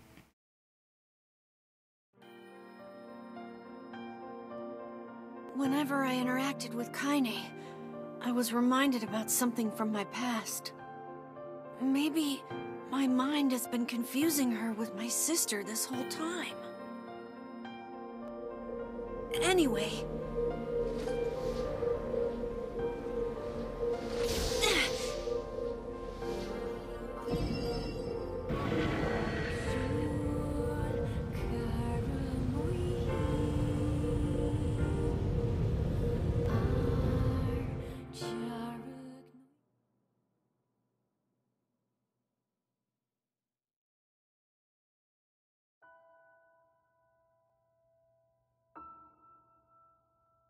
Oh. Okay. You know what? I'll do it. I'll read. The sound of rain filled the village. The steep cliffs that surrounded the area magnified sound, causing even the slightest drizzle to rattle like a thunderstorm. Thin wisps of smoke streamed from huts as the villagers huddled in their homes and waited out the rain. A single child, however, had braved the downpour and was now wandering slowly toward the wooden, hawk-shaped weather vane at the center of town. The wanderer reached the vane, which had existed for as long as any could remember, and stared. The child's face was simultaneously delicate and fierce, like a teacup that had survived a shipwreck. Those traits combined with pale white skin to give the face an almost sexless quality. If the beak turns east, I go home. If it stays west, then I... The child blinked. Rain slowly dripped down the young one's short hair and began its long descent to the ground. Come on. Come on! The child felt a slight breeze and watched as the vein slowly creaked to life. Spinning this way and that for a moment, it finally settled with the beak pointing firmly toward the east. East? Really? Before the vein could move again, a jagged rock came spinning and tumbling through the air, striking home against the child's head. The force of the blow dropped the child to the ground as a hail of stones began to fall all around. Oh no, they found me. A heartbreaking smile crept across the child's face as the stones continued their assault. Through the rain, the sound of multiple footsteps grew louder before a voice rang out. Yoo-hoo, Kaine! The voice belonged to Demo, worst of all the bullies in the area. As Kaine struggled to stand, a final stone came skittering through the mud and bounced against her foot. Blood oozed from a cut above her eye and blurred her vision, but she could make out the shapes of Demo and his usual gang of idiots. The boy seemed taken aback for a moment by Kaine's seeming indifference to the blood dripping from her face, but quickly regained his bravado. What's up, freak? You like the rain? You like getting all wet? Or did you finally decide to run away from home? Though she knew it was futile, Kaine turned to leave. Before she could get more than a few steps, the other children scrambled to surround her, cruelty burning in their eyes. Kaine knew those were not the only eyes on her. The tormentors' parents watched from the safety of their homes. She was attuned to this sensation. It was one she had experienced many times before. While some villagers simply turned a blind eye to the actions of their children, many encouraged it openly. In a society ruled by superstition and fear, Kaine was something to be hated, and if possible, destroyed. I didn't say you could leave, freak. Demo's words chewed at her like a worm through an apple. He can't hurt me, she lied to herself. Be strong, be brave. He can't hurt me. He can't hurt me. He can't hurt. Oh, look, the little freak is gonna cry. What's wrong? You said that everyone hates you and wants you dead? Kaine prayed for the rain to flood down and carry her away from a world that seemed to have no place for her. But if there were gods, they chose to ignore her. As Demo crept ever closer, the clouds began to thin and the rain slowed. Even the weather hates me. I'm useless. A failure. I wish Demo's rock had taken my head off. Kaine couldn't meet Demo's leering gaze. She lowered her eyes and stared at the muddy ground below. The bully moved toward until he was inches away. She could smell the scent of old meat on his breath. The blood wrapped out his face with thick fingers. It acted upward. She tried to turn away, but he forced her gaze back and jammed his thumb against her eyelid to pry it open. Show me. No. I'm sorry. I'm so sorry. No. I didn't want to fucking pull that bit. Show me the bathroom now, Kaine. No. I don't want it. Not yet. Oh, fucking apologies. This is the worst playthrough on Twitch. Did you just say no? I'm sorry, I'm still thinking about it. Me just saying no is just me. I'm thinking about it.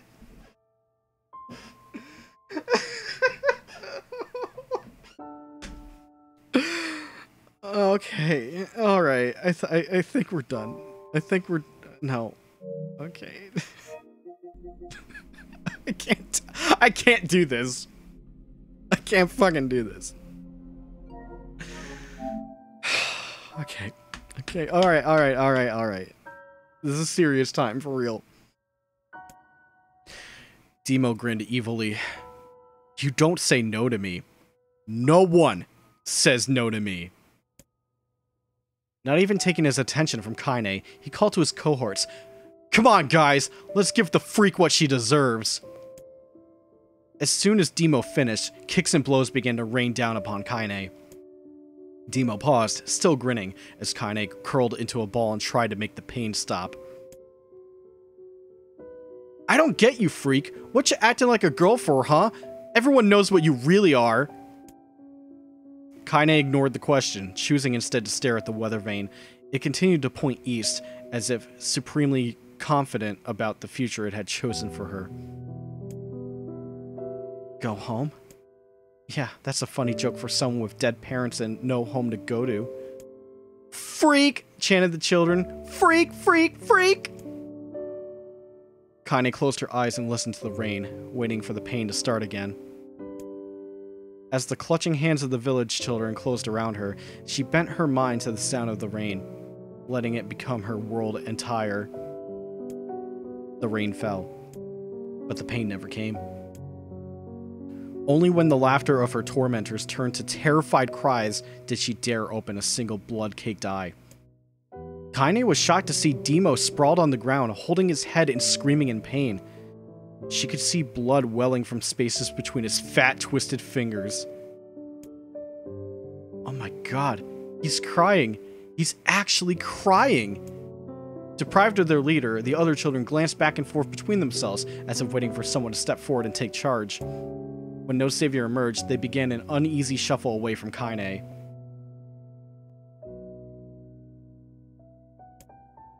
But the young girl was the least of their concerns. Instead, their attention was wrapped on the ancient woman standing a few feet away. After struggling for breath for a moment, she finally spoke in a voice thick with rage. Hurts like a bitch, don't it? Now I suggest you scatter before I throw another one. And if any of you little bastards ever touch my Kaine again, I'll do far worse than throw a rock. You can count on it. The old woman crouched down and gently touched the hand Demo was using to cover the wound. Before he could think to protest, she ground her palm into the wound and twisted back and forth. Ah! He screamed, leaping to his feet. Stop it! What are you doing? Quit whining! Ain't no one ever died from a scratch!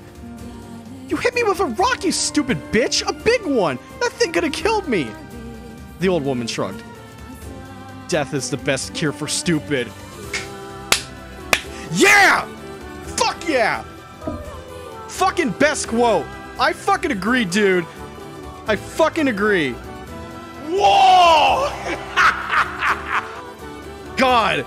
Never thought this game would get me this hyped up. You're stupid, fucking die. Twitch is gonna ban my ass for that quote, man. How about we just, you know, change it up with, oh no. Oh no, they're here. Oh god. Chat.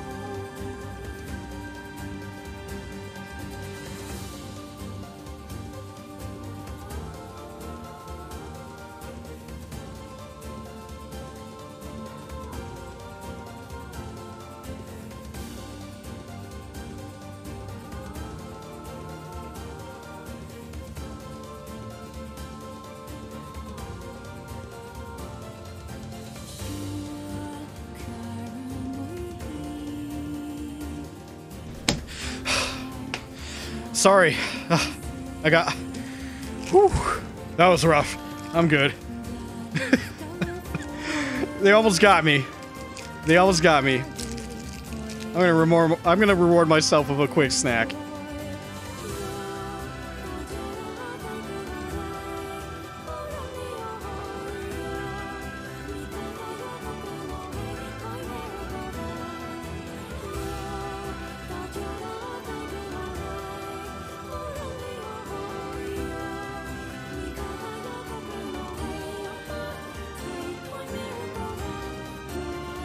Yeah, I apologize for that. The Twitch police was not having a good time with that last remark.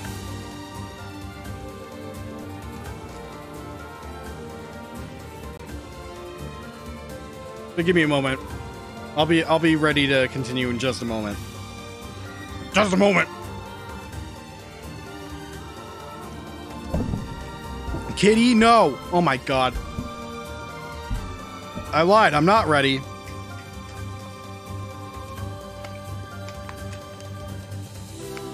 Lexi, please behave. Alright, water, good to go. Hey, no! Come on, Lex, please.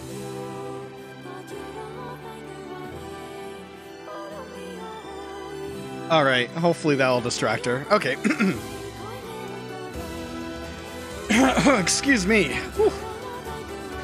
Demo's face twisted with rage at her words. Locking his eyes on Kaine, he took a step backward and spat on the ground.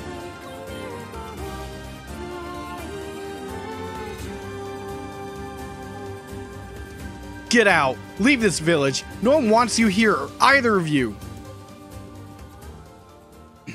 Seeing the old woman grab another stone, Demo and his companions turned tail and ran. As they fled, the old woman grabbed her side and barked out a single laugh. Look at the fat boy go. He's fat! Oh my god. He's fat! Wow. He's fat! That's a triple fat boy. Slim.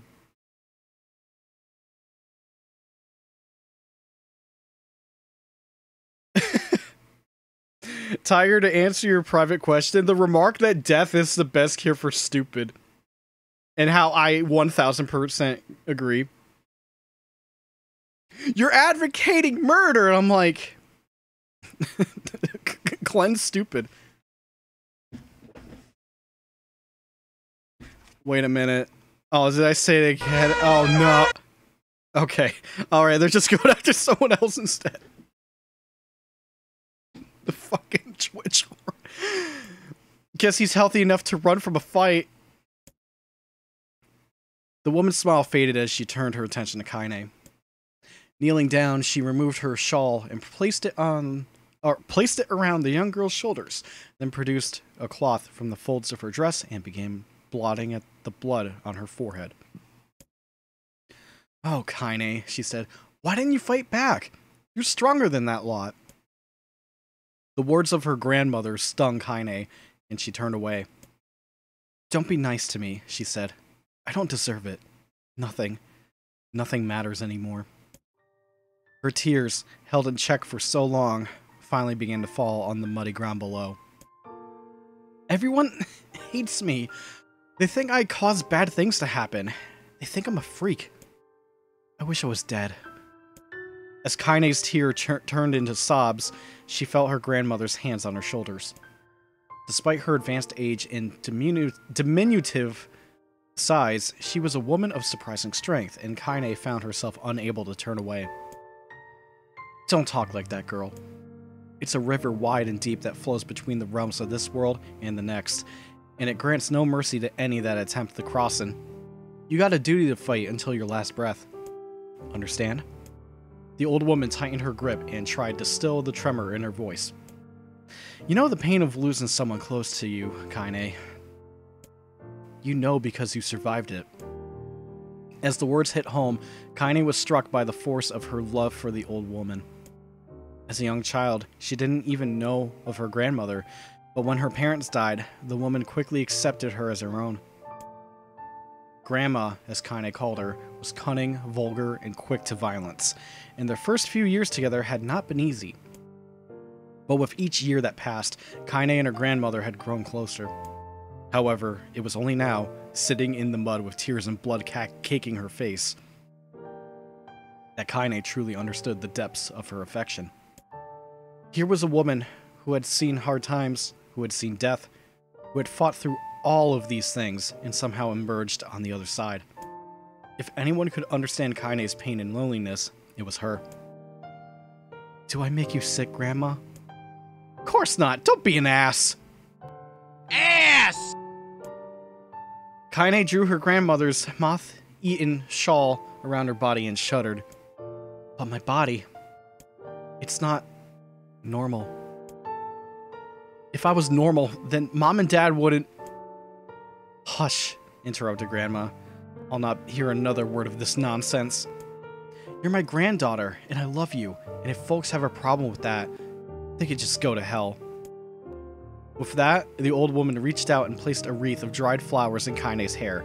The skill it took to bend the flowers without breaking the stems or losing a single petal was remarkable, and the beauty of it made Kaine want to cry all over again. Oh my gosh, these are lunar tears! Grandma, you made this for me? Lunar tears were legendary flowers. Most people could live their entire lives without ever seeing one because it is a 1% cultivation drop rate in the fucking cultivation minigame. Really, 1%. And yet her grandmother had somehow collected a dozen or more. 170 hours. Kaine reached up and touched the wreath as if she couldn't believe it was real. Where did you find these? Just stumbled on them while I was out doing the shopping.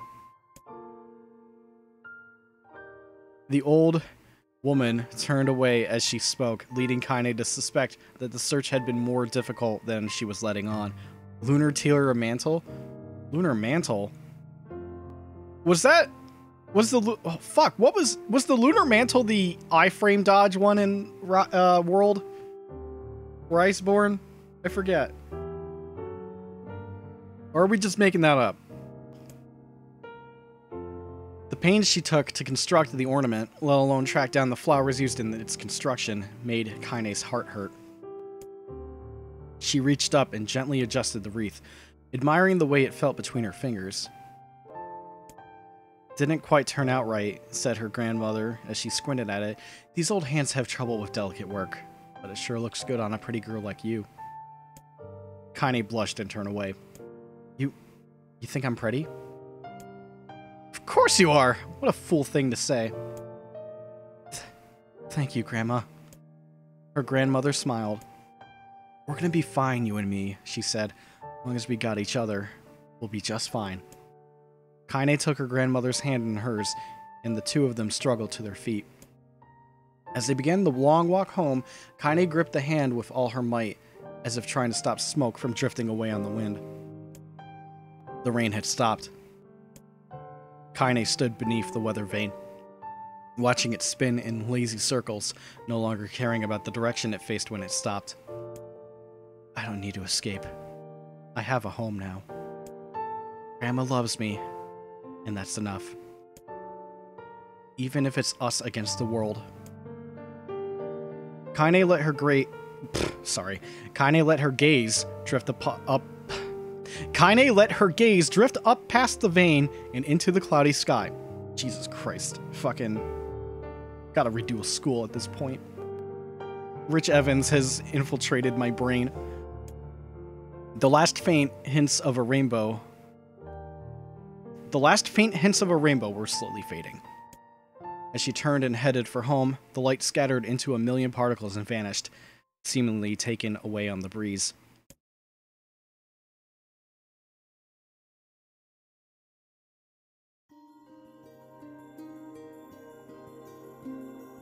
In the distance, Kaine heard the steady sounds of an axe striking wood.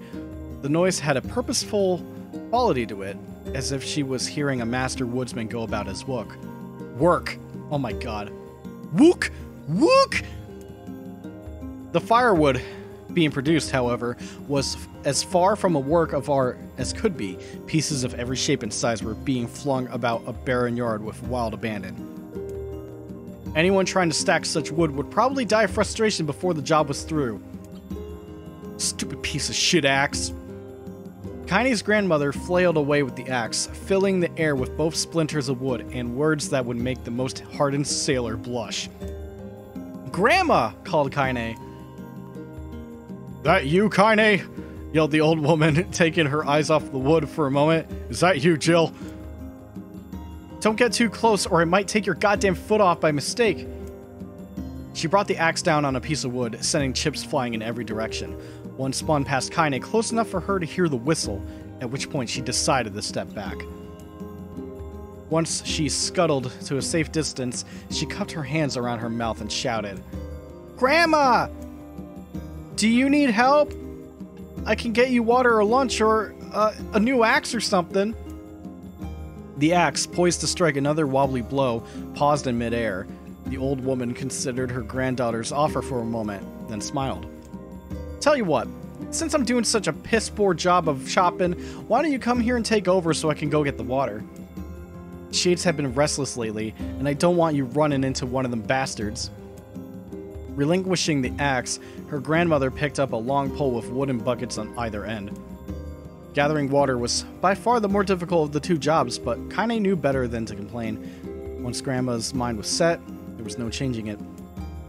Kaine did her best to help with chores, but Grandma took every task that required travel to the village. Though she had a long list of plausible excuses, Kaine knew the real reason. She didn't want her granddaughter to be taunted and harassed by the villagers.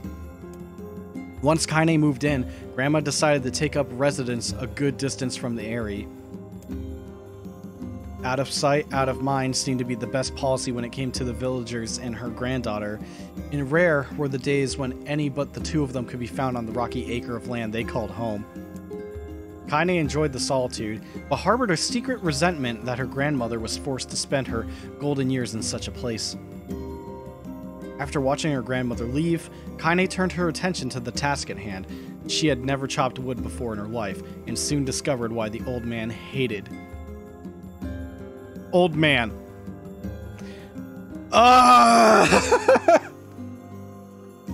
And soon discovered why the old woman hated the chore. Chat, I've got something for you, old man. God damn it. Oh, this is the worst.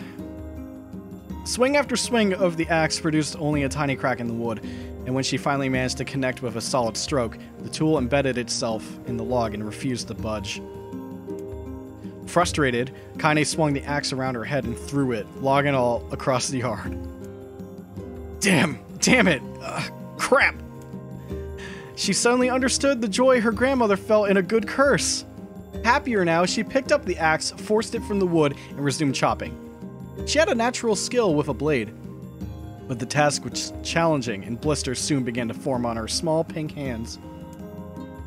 This is tough, and my logs are all weird sizes. Spitting on her palms and ignoring the pain, Kaine redoubled her efforts. Just as she was developing a rhythm, Grandma returned from the village. Setting down her buckets with a small sigh, she took one look at the logs and coughed out a wheezy laugh. "Pretty clumsy, girl. You better practice if you..." Her grandmother suddenly collapsed to her knees, causing one of the buckets to wobble precariously. Eyes wide, Kaine dropped the axe and ran to her grandmother's side.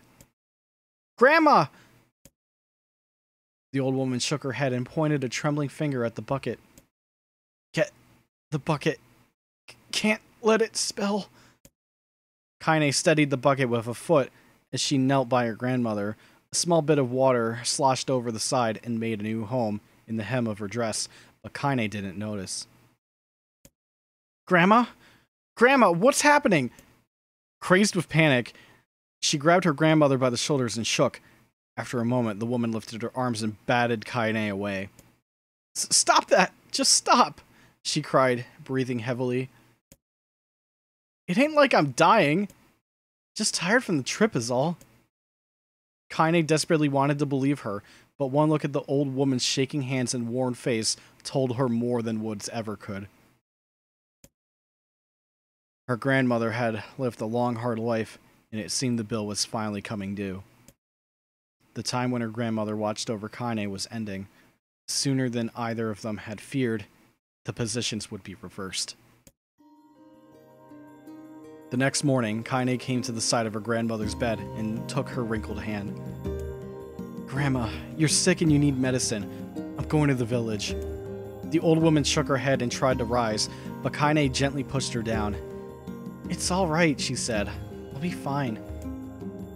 Her grandmother fixed her with a gaze that could melt steel. After what seemed like an eternity, she finally lowered her eyes and sighed. "Well, I don't like it, goddammit. But I guess I should quit being so stubborn and let you grow up." The old woman watched as Kaine strapped on her boots and made her way down the road to the village. Hours later, as an unseen sun made its way across a dark and rainy sky, she was still watching. Kaine moved at a brisk pace, checking her pockets every few minutes to make sure the money her grandmother gave her was still there. Every noise caused her to spin on her heels, making sure she wasn't being stalked by a shade, or worse, Demo and his gang. But she encountered neither tormentors nor shades, and Kaine finally found herself at the entrance to the village. The few adults she could see glanced sideways at her, then muttered to each other behind raised hands before slinking away into the shadows. Her heart racing, Kaine took a series of rapid, shallow breaths and tried to calm herself. "I have to prove myself. I have to help Grandma. I have to be strong." She chanted those words to herself over and over as she slowly made her way. Finally, her eyes settled on a rotund older woman who was angrily waving her arms in the air and telling anyone who would listen exactly what she thought of Kaine's presence. "Hey, lady," said Kaine with a bravado she did not feel. "Where's the apothecary?" The woman's flabby cheeks shook in bewildered anger. "How dare this thing speak to me?" they seemed to say. But Kaine saw that her eyes held a different emotion. Fear. "Yeah, we're both scared, lady. Trust me on this one." "Which way?" Kaine repeated. The woman pointed at a small building to her right before hitching up her dress and stumbling off in the other direction. Kaine cringed. "Yeah, this is a cringe moment, dude." Kaine cringed, expecting a stone to come flying from the assembled crowd, but none came. Her mind was filled with a strange sense of pride as she made her way to the apothecary, but the new emotion had little time to take root, for as soon as she opened the door, she noticed a familiar customer at the counter. It was Demo. He'd clearly been sent here on some kind of family errand because his gang of followers was nowhere to be found. "Oh my god," he sputtered. What are you doing here, freak?" The insult was delivered without force, and Kaine happily ignored it. Stretching on tiptoes to see over the counter, she asked the shopkeeper for the medication. "Ha!" barked Demo. That old bitch finally keel over?" "Go to hell, Demo." The boy's eyes grew so wide they seemed ready to fall out of his head, but before he could let fly a comeback, or worse, a punch, the apothecary told them to knock it off before he kicked them out of the store. Demo slunk out of the shop, cursing Kaine under his breath. Once he was gone, she allowed herself to breathe once more, taking a brief tour of the shop while the owner prepared her medication. Countless tiny bottles filled the cramped store, each with a label written in some indecipherable language. An ocean of aromas assaulted her nose, creating a scent that was exotic, but not altogether unpleasant. Seeing such a variety of supplies gave Kaine a sense of peace. Surely in a world so vast, there would be a place that she could call home. On the far wall behind the counter rested a portrait of a stunning young girl. The picture had once contained bright, vibrant colors, but time had worked its cruel magic, and they were beginning to fade. The beauty of the work, however, remained undiminished. "You like that picture?" Kaine turned to find the apothecary with a small vial of medicine in his hand. His eyes were gentle but sad, and they seemed to stare through her and into nothing as he spoke. "That's my daughter. I sketched it when she was just a little girl. She's been dead for a long time now." Kaine didn't know how to respond. She just stared at the portrait and tried to come up with the right words. "Pictures are wonderful things," continued the shopkeeper. "You let the ones closest to you live on forever. He shook his head slightly, then looked down at Kaine and smiled. Handing her the medicine, he reached into his sizable green apron and produced a handful of old wax crayons. You should have these. There's no one left that I wish to draw. Kaine took an instinctive step back, causing the shopkeeper's face to darken. Yes, I've heard the rumors about you, he said. It's a small village and words travel quickly. Between you and me, I'm not sure which of them to believe, but I also don't think they matter much. I know your grandmother, Kali, and I think the way she was driven out of this town is just deplorable. Grandma's name is Kali? Thought Kaine suddenly. She was still mulling this new fact over in her mind as she reached out and gently took the crayons from the apothecary's hands. Your grandmother is an old friend of mine, he said as Kaine scooted away yet again, and I owe her much. I wager she would like it if you drew a picture of her. Yes, I think she would like that very much. Kaine murmured in a quiet agreement, but inside her heart was bursting. Never before had a villager treated her with anything but complete contempt. It was a tiny, almost imperceptible step, but it was a step nonetheless, and with enough tiny steps, she might one day discover the rest of the world. When Kaine returned home, she found her grandmother asleep in her bed. Her feet were blackened and raw, even bleeding a bit in places, leading Kaine to think that she had been pacing around the room until exhaustion finally caught up with her. She placed the medicine by her grandmother's pillow and turned to leave, but found the old woman's hand clasped around her arm. Back already, are you? Asked her grandmother with a yawn.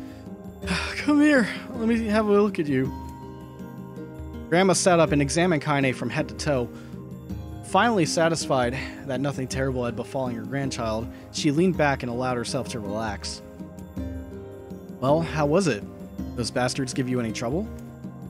It was kind of fun, said Kaine with a small smile. No, seriously, it was. Fun, huh? Asked her grandmother in a voice which implied she believed anything but. Uh-huh. So anytime you need me to run an errand, just let me know. As she spoke, Kaine removed the crayons from her pocket. After a brief explanation of their source, she informed her grandmother that she was going to sketch her portrait. A portrait of me? Ridiculous. No one wants to stare at a wrinkled old crone. But Grandma, it'll make you live forever. Horse shit, said her grandmother, throwing back the sheet from her bed. Living forever would just piss me off. Now put those crayons away and help me with dinner. But Kaine would not relent, and in the end, Grandma found herself leaning against the wall of their house as if posing for a master artist. Kaine took up the crayons, eyed her subject carefully, and set to work. Just as her grandmother was about to nod off, Kaine finished the piece. After staring at it for a bit, she released it from her grip and let it slowly drift to the floor. It's terrible. It doesn't look like you at all. I'm sorry, Grandma. I thought these crayons would, make drawing easy or something. The old woman's eyes narrowed at her granddaughter's disappointment. Let me be the judge of that, she said, ignoring the pain in her back and reaching for the paper. The sketch could have been a person's face. It also could have been a boulder, a lump of clay, or an incredibly misshapen loaf of bread, all rendered in a chaotic array of colors. The old woman stared at the picture for a long time, then slowly wheezed out a laugh. Oh, Kaine, she said between laughter. You truly are my blood. You're as clumsy as me, and I love it. But, hush. I won't hear any more bull about how ugly you think it is. It came from the heart, and I'll treasure it always. True to her word, the old woman gave the picture a place of honor above the kitchen table. In the days that followed, Kaine would often catch her staring at the portrait with a strange smile on her face, an action she interpreted as silent, mocking laughter. A week later, Kaine could stand it no more and asked her grandmother to take the artwork down. Posh, said the old woman. I'll take this down when they roll me in my shroud. She pondered this for a bit, and turned to Kaine and dropped to one knee. Listen to me, girl. Seeing this picture makes me happy in a way I've never felt before. And it makes me want to go on, so that someday you can feel the same happiness. It was a moment that burned itself in Kaine's memory, a perfect blend of pride and love and joy that came together to form a lifelong remembrance. She swore to never forget this moment, to never forget the old woman who had made her place in the world possible. Grandma does look like a potato. Shut up, chat. Come on. Time moves on. People and memories move in and out of a life like ghosts passing through a hall. But this moment will be different, Kaine swore, because I will remember it forever. Forever.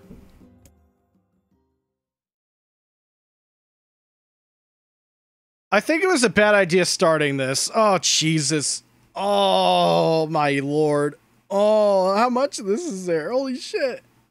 This is how we're starting this? Oh, God. We better be able to finish this within the next 40 minutes. Because I have to be up and go to work at 6 in the morning. I don't think I mentioned that part. But I also don't want to mash, you know. Kaine listened to the sound of cracking firewood and stared at the black object on her plate. She'd been pushing it around the wooden disc for a good 10 minutes, ignoring the bemused stare of her grandmother. Finally, she summoned her courage and gave the object a brief sniff. A sharp, bitter scent flew up her nostrils and made its home there, causing her face to twist with disgust. There's 4? Oh. Okay. Grandma, I can't believe you want me to eat a bug. The old woman threw some more wood under the cooking pot and snorted. It's no bug, you fool girl. It's a berry. Why the hell would I be feeding you bugs? Yeah, well, it sure looks like a bug, said Kaine, and I think it's burnt or something because it smells terrible. With that, Kaine held her nose and threw the berry in her mouth, chewing as little as possible. Oh yeah, that's terrible, all right. Why, you little brat, laughed the old woman. Look at the sass on you. You've been spending too much time with me, and that's a fact. 5 years had passed since the moment when Kaine's grandmother saved her from the bullies. As is often the way with two stubborn people, their relationship had grown in fits and starts, but moved forward all the same. Meals that used to be somber affairs were now filled with laughter and hurled abuse in equal measure. Kaine could not remember a time when she had been happier. As the years went by, Kaine started to shoulder more and more of the daily responsibilities. Her grandmother's legs grew weaker by the day, and she could no longer do many of the chores she used to take for granted.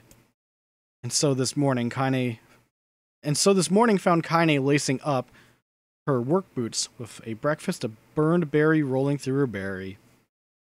Wow, that was the worst read. Barry, where's Barry? Ugh, start over. And so this morning found Kaine lacing up her work boots with a breakfast of burned berry rolling through her belly.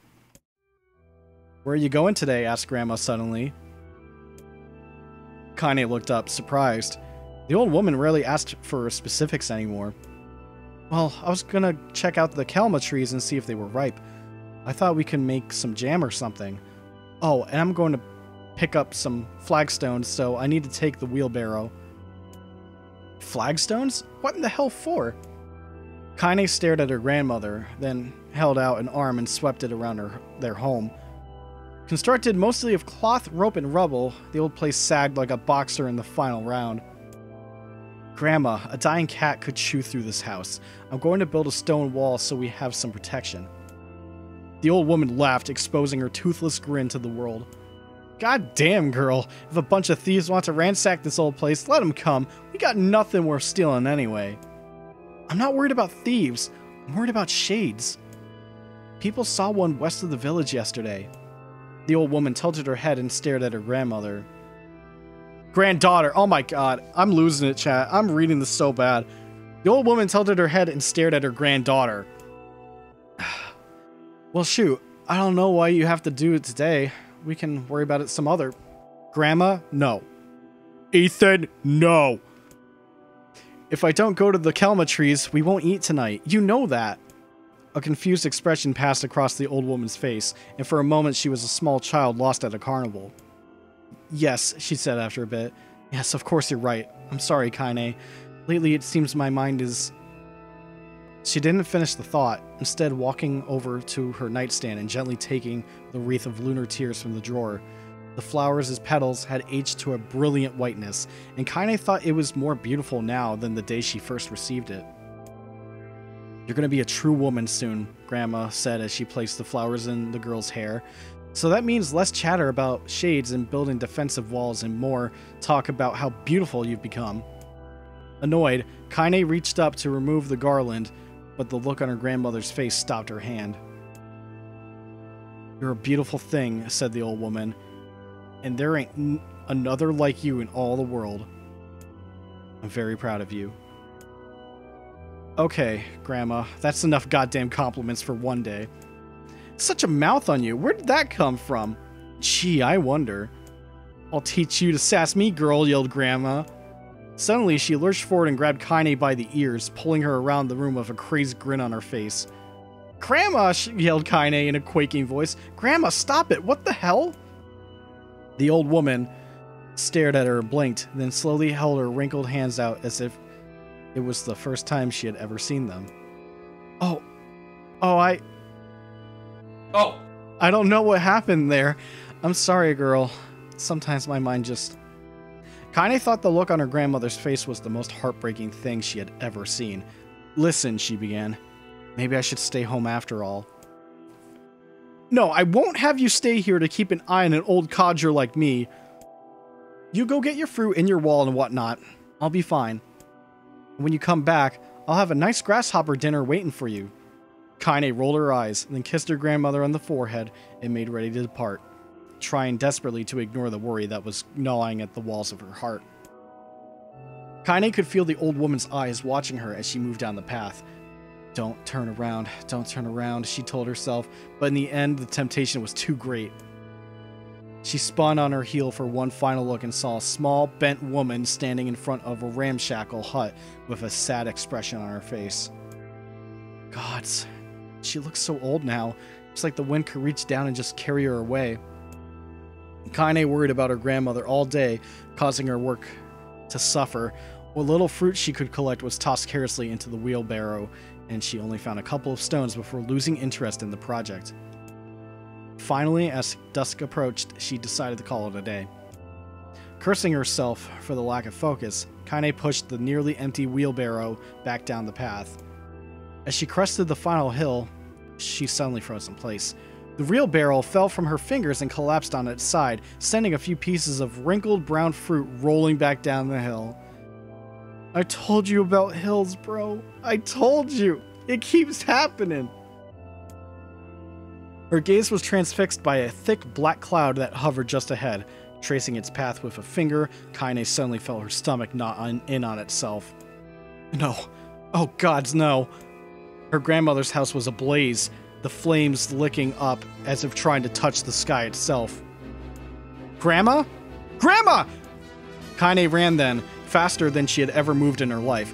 Once she tripped on a stone and went sprawling into the rocky ground, but she leapt to her feet and continued running, unmindful of the blood that spilled from her wounded hands and knees. As she got closer and closer, Kaine's mind began to race in time with her footfalls. It's too dark. It's too dark. Not just fire. Can't be fire. Too much smoke. Gotta save her. Gotta save her. She burst into the front yard and came to a sudden halt, her worst suspicions confirmed. The smoke from the fire was mingling with the thick, inky blackness of an enormous shade.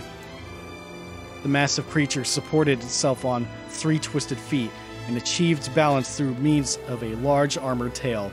Scales, horns, and claws sprouted from its body in a random, chaotic pattern, giving it the appearance of a lizard designed by some insane god. Seeing Kaine, it let out a roar and flicked its tail, sending small whirlwinds spinning around the yard. For a moment, the creature retreated into a shimmering, inky blackness, as if her mind was unable to comprehend that such a thing could actually exist. But then the smell hit her, a blend of rotted meat and excrement, and the horror became real once more.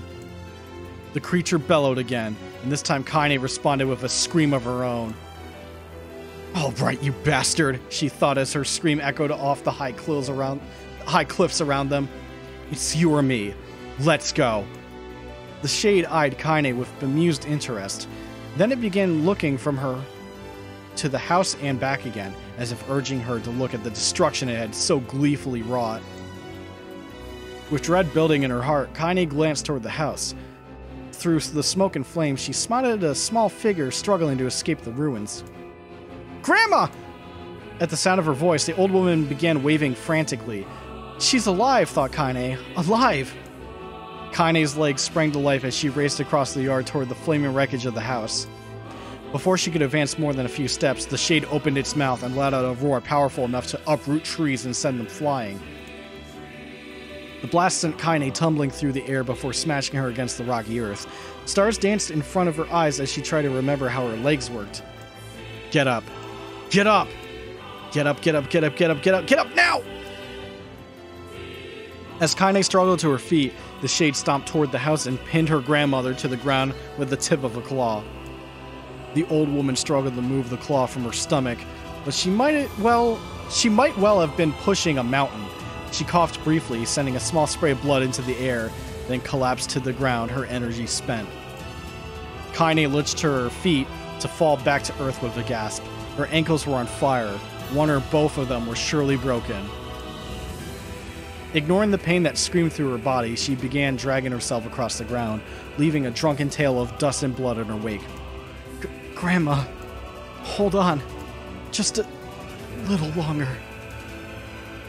Her grandmother's face was turning blue, her eyes rolling back until only the whites were exposed. Kaine pulled herself across the ground with maddening slowness, the distance seeming to increase with every second that passed. The shade glanced between the two women and flicked out its tongue, its giant mouth turning up at the corners. Short, panting breaths belched from somewhere deep inside its core. Bastard, laughing at us. She had no idea how such a mindless creature could experience emotion, but there could be no doubt the shade was taking joy in their suffering. Yeah, I see your plan. The shade moved its claw slightly, allowing Grandma to breathe again. It was clearly keeping her alive, only to snuff out her life when Kaine was close enough to touch her. I'm gonna kill this bastard. Summoning all her strength, Kaine rose to her feet. There was a sickening snap from her right ankle as the foot twisted backward, but she forced it from her mind and began to hobble toward the monster. Pulling a small knife from the pouch at her waist, she leapt on the foot that pinned her grandmother and plunged the weapon deep. Give her back, she screamed. Give her back to me. It was like stabbing a rock. After a few swipes, the knife broke at the hilt with a dull snap. The shade panted laughter again and raised its tail and sent it rushing through the air toward the young girl that was latched to its foot. Kaine never had a chance. The tail struck her square in the chest and sent her crashing into the burning wreckage of the home. As she lay on the ground with blood pouring from multiple wounds, a small, weak voice spoke up. Kaine? Kaine's vision blurred, but she forced herself to focus on the sound. Finally, her eyes cleared enough for her to make out her grandmother's hands reaching out to her through the smoke. Grandma? Kaine, you gotta run. You can't mess this one. Kaine grabbed the hands and held on with all her strength. Grandma, come on. We have to go. The old woman coughed loudly. One of her hands, slick with blood, slipped from Kaine's grasp and thumped to the ground below. Grandma, no. No! I said run, god damn it. You have to live. You have to get through. The thought would stay forever unfinished. Before she could say another word, the shade's clawed foot descended, smashing through the remains of the roof and down upon the shattered figure of the old woman. Blood oozed from gaps in the creature's toes as the terrible, putrid smell assaulted Kaine's nose once again. She stared at the foot, dumbfounded, convinced that what she was seeing could not possibly be real. When the creature finally lifted its appendage, all that remained underneath was a twisted, unrecognizable mass of rubble and red.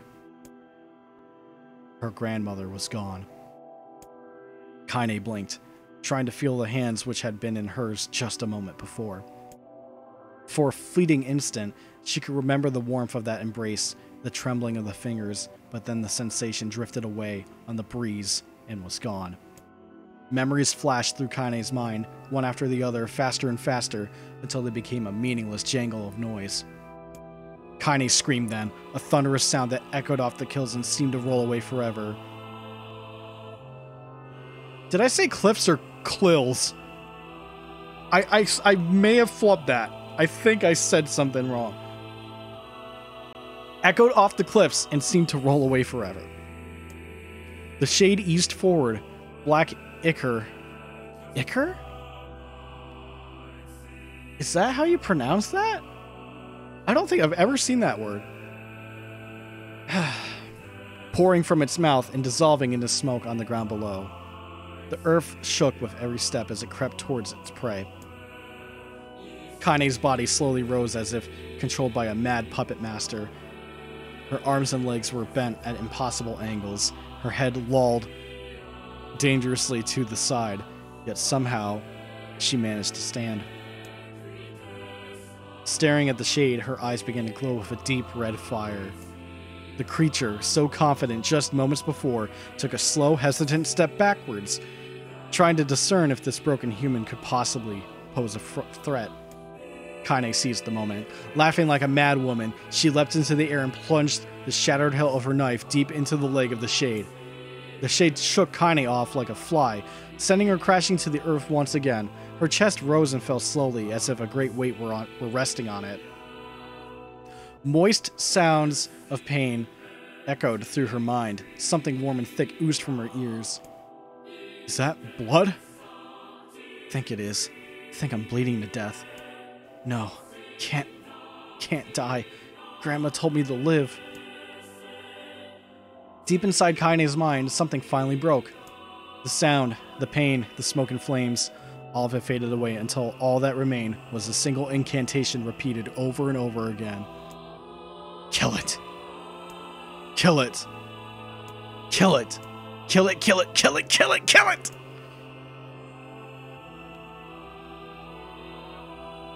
Kill it, kill it, kill it, kill it, kill it, kill it, kill it, kill it, kill it, kill it, kill it, kill it, kill it, kill it, kill it! Kill it now! As the spark that was Kaine slowly began to flicker and die, she felt her desire to kill and her desire to live blend into one. The distance between heartbeats grew longer and longer and longer.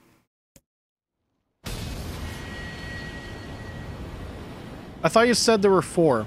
That was 3, wasn't it? Wait, you're not Kaine! What the fuck? Who's this stranger?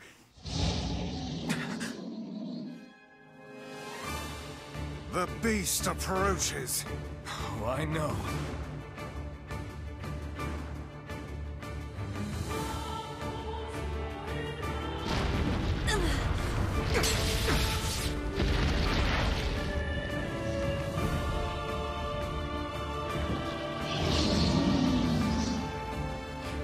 Tiger, you forgot I put the alternate outfits on, right? I think you forgot that.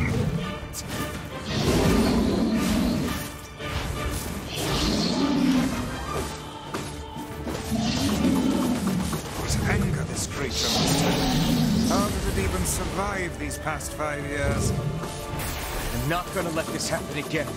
It dies today. It does like no fucking damage to me. It's not the blade, but the skill of the user. Strike it down.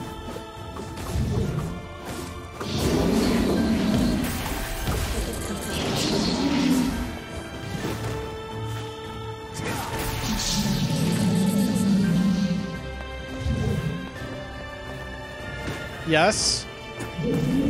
Okay. That was really delayed.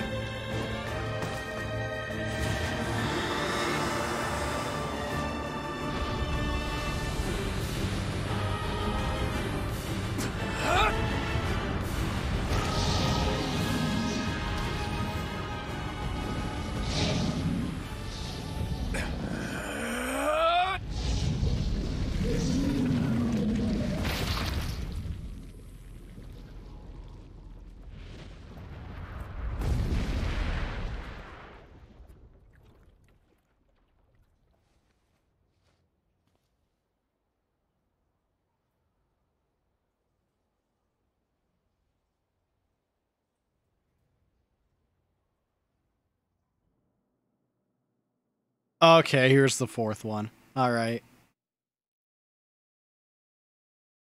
Gently, weakly, softly, The shade, sure that its tormentor was dead, turned and stomped off toward the horizon, stopping along the way to bellow one final roar. Couldn't kill it.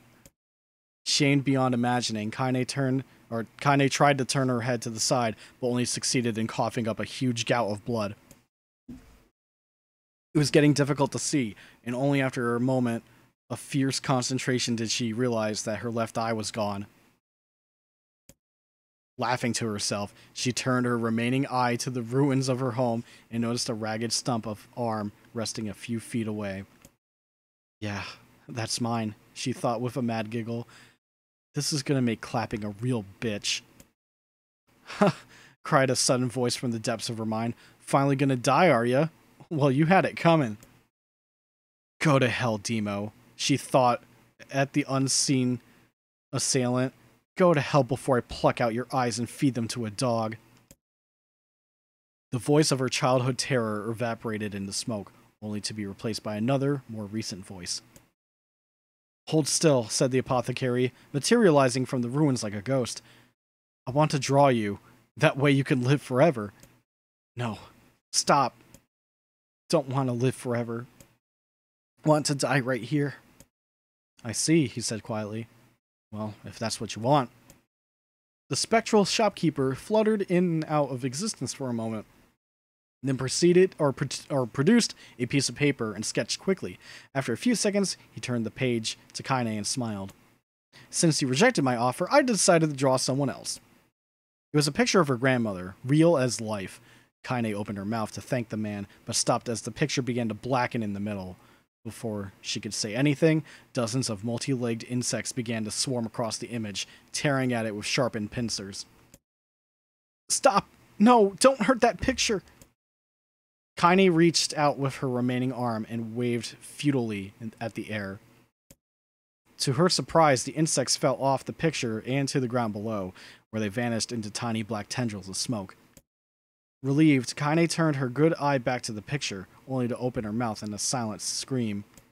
The sketch now showed her grandmother as she truly was, a smashed, unrecognizable lump of nothing. The apothecary smiled, then broke into a jolly dance. See that? He cried as he danced his jig. It's perfect now. She looks just like you. Ha-cha-cha-cha. I look like that? Oh God. Oh God, I'm gonna die. I'm gonna die. Drowning in despair, Kaine laid her head back in the mud and smoke of her ruined house and waited for the end to come. But just before she let everything go, an unfamiliar voice began whispering in her ear. Ain't you got a wish, sunshine? The voice was vulgar and fierce at the same time, as if insanity had somehow found a way to take form. Kaine wanted to scream as the voice crawled under her skin, but her lungs refused to work. You know, a wish, like a prayer or something. Why don't you get on your knees and start praying to heaven? Please, invisible man in the sky, save me! Save me! Kaine finally resorted to shouting at the voice with her mind. I don't make wishes. They don't come true to me. They don't come true for me. I'm a curse. A freak. I should be left to die. The other voice boomed in her ears. Oh God, you are the best! Kaine glanced down and saw a black, shiny substance oozing from her legs. She tried to brush it away, but her remaining arm would no longer respond. The substance slowly crept around her feet and then began moving up toward the rest of her body. Is this death? Is this what it's like? Or is my mind just losing itself? She could feel the slime oozing upward, feel the hot, searing pain it left in its wake. Whatever else might be happening, she was still alive, and this was real. Come on, said the voice. Let it go. Kaine tried to ignore the voice and concentrate on the pain, but the newcomer would have none of it. Don't ignore me, sunshine. You're ready to give up, ready to die. So why not let me have it? Have what?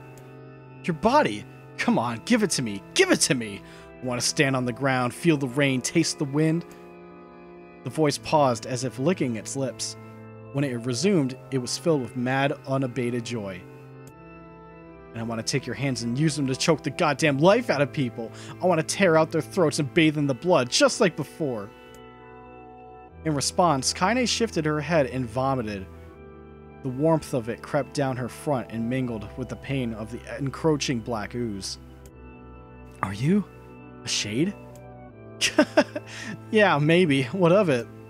The slime reached her face, crept up past her nose, and slowly oozed into the socket of her missing eye. The moment it touched her brain, Kaine was struck by the most powerful sensation she'd ever felt in her life. It was ecstasy. She wanted to scream with delight, but all she could manage was a small whispered moan. Feels good, don't it? Asked the voice with a chuckle. Yeah, what can I say? I know how to please the ladies. Oh, no! No! I'm not playing it! No! No! Now give me that body. Come on, give me the body and I'll give you more of this feeling. It's a fair trade. A black lump began to protrude from Kaine's side. As she watched, it grew longer and thicker. Oh, no! Eventually taking the form of her missing arm. Oh. I can see better, she thought. My eye must be growing back too. The slime reached up to envelop the rest of her face, but she managed to brush it away. Stop, she whispered, marveling at how she regained her voice. Stop! The black ooze hesitated, as if considering this request, then quickly shimmered down her body before disappearing in a cloud of smoke. Ah, what the hell, Sunshine, screamed the voice. We had a deal! I thought you wanted to die! Grandma said, can't die yet. A brief image of her grandmother, bloodied and broken, flashed before her eyes. She saw the shade that had killed her and heard its mocking laughter, and closed her eyes and forced the image from her mind. Her whole body was quaking with rage. When she opened her eyes again, they burned bright red. That thing took my grandmother. I have to kill it before I die. Kaine glanced down and saw a mysterious pattern, the pattern of the shades, burn itself into her left arm. Well, I'll be damned, said the voice cheerfully. Look at that, Sunshine. I think you and me are going to be good friends now. Kaine stared intently at her arm. The more emotional she felt, the more the letters seemed ready to puncture her skin and begin infecting the rest of her body. The arm clearly had a will of its own now. Stop. Gotta stop. Holding her left arm in her right, Kaine took a deep breath and tried to calm herself. Come on, don't fight it, pleaded the voice. Hate's my favorite dish, and I'm hungry. Let it go. Feel the anger. Burn with the fire of revenge. Thirst for blood. Then go out there and... Shut up. Shut up and get the hell out of my body. Your body? Oh, that's rich, Sunshine. Real rich. Look, why don't you just up and die so I can have this body all to myself? What do you say? I bet those buddies of yours in the area would love to see you dead.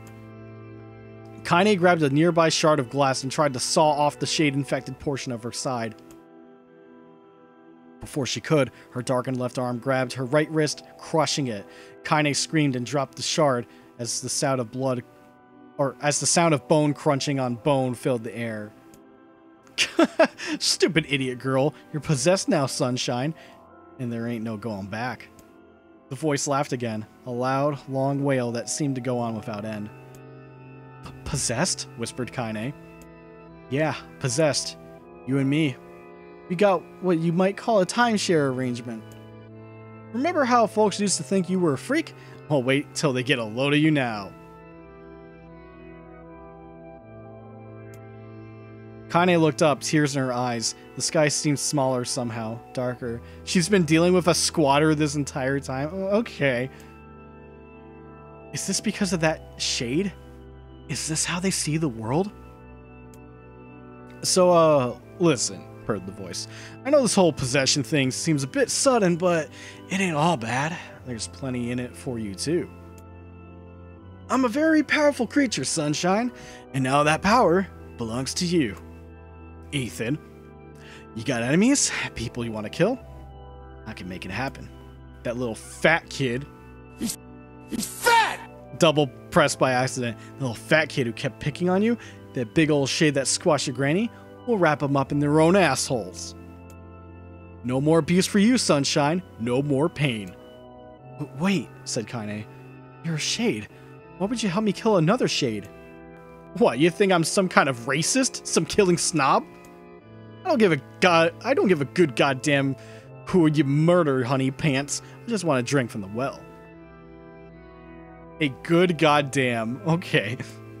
Okay, game. Kaine considered this as she struggled to her feet, the power of the shade coursing through her. The smoke from her house was drifting away with the wind, and she enjoyed the way the cool evening breeze fell on her new left arm. After a long pause, excuse me, the voice spoke up again. So, how about it? You and me? We could have some good times together. Look, I'll even take care of the bloody part if you don't want. Fuck off, asshole, muttered Kaine. I'll handle the killing. Screamed the voice. Look at you go. Oh, sunshine, we're gonna have so much fun. So listen, my name's Tyran. If you ever need me, I'll just be hanging out in this place of meat you call a heart. Now get to it. The more you kill, the more your heart turns rotten and sour. And I like rotten and sour. I like them crisp too. Kaine found herself nodding at the voice. Yeah, she said. Yeah, I think this can work. I'm gonna find that shade and I'm gonna strangle it with its own guts. And when I'm done, I'm gonna do the same to you, Tyran. Count on it. Ha! Laughed Tyran. I've shit bigger than you, so good luck with that. Oh, and hey, one more thing. Right now, you and me are sharing this body, but if you ever run out of hate, if you ever, you know, go soft, then I'm gonna take over everything. So keep on killing, sunshine, and watch your back. The voice grew fainter and gradually faded away, fading to somewhere deep inside Kaine herself. Kaine waited until she was sure the voice was gone, then wavered her new left arm around a few times. It feels perfectly normal, she thought. It feels like mine. Desperately, she began poking and prodding at the new limb, determined to find something wrong with it. She didn't want it to feel normal. That would mean the creature inside her had already won. I am not a shade. I am Kaine. Repeating this mantra in her head, in her mind, she slowly began digging through the rubble of her house, being careful to ignore a certain red-stained spot in the corner. Finally, after what seemed like an eternity of heartbreaking work, she found what she was looking for. It was the wreath of lunar tears. Though I had been through hell and back, the garland's petals were as bright as ever. Kaine started to place it in her hair, and slowly lowered the wreath and stared at it. I'm sorry, Grandma. I'm so sorry. But I don't deserve to wear this anymore. I'm possessed, corrupted, a freak. And this time, I don't think there's any going back. Holding the flowers to her heart, Kaine fell to the ground and sobbed. As night gradually lightened to dawn and the people of the area rose to their daily lives, she remained in that position, as if tears could somehow wash away the horror that now infected her world. Alive! Stay alive! Stay alive! Grandma. Kaine, you gotta live! You gotta come back to us!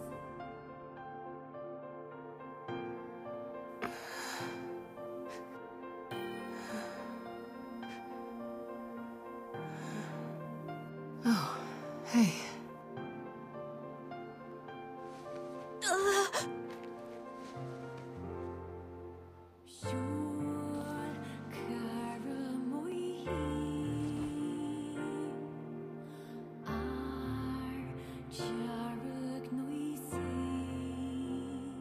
Emil, you were the one calling me, weren't you? You still recognize me? Of course. I knew you right away. Thank you, Kaine. Welcome back, Kaine. Wow, you grew up. So, how long has it been? 5 years.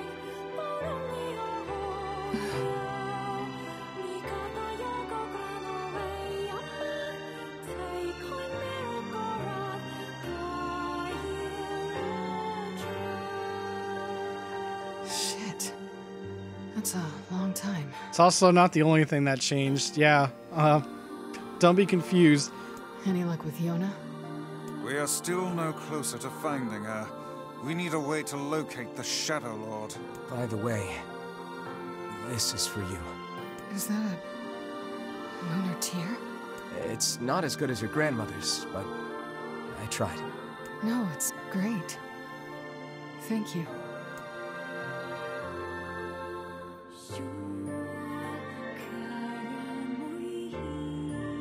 Kaine waking from her long petrified sleep. Emil's unflagging kindness. Our reunion was a happy one, and we let it wash over us like rain. That is, until Devila and Popola had to go and ruin it all. Oh yeah, they ruined it all right. Are you kidding me? You can't be serious. Please, try to understand. People are tired and scared, and I'm sorry. I'm sorry you have to bear the brunt of that. This is crap, and you know it. It's okay. We can sleep outside. No one's sleeping outside. You and Kaine saved this village, and now they want to run you out? People are afraid of us. And really, I understand. I mean, look at me. As long as you're still with us, I can deal with it. Right, Kaine? I'm used to sleeping outside. But... We'll see you later. Sorry about this. Alright, chat. There's one thing we gotta check. What is the matter? Kaine always sleeps outside. I never thought about that until just now. Never even occurred to me. Damn it. We should turn in.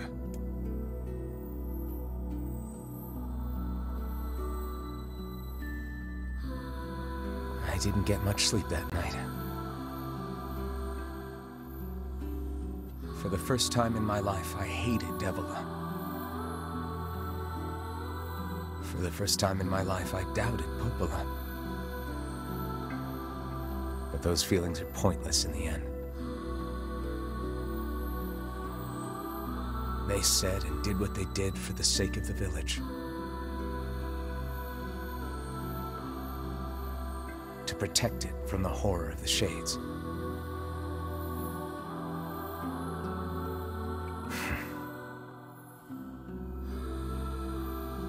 Really, how can I blame Devila and Popola? In the end, I'm just as bad. Because I never once stopped to think about Kaine and Emil's situation myself.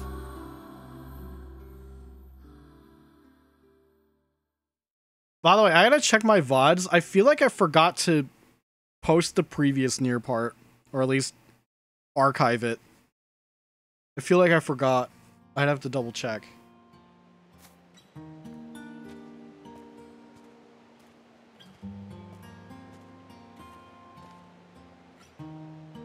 I should apologize to Kaine and Emil.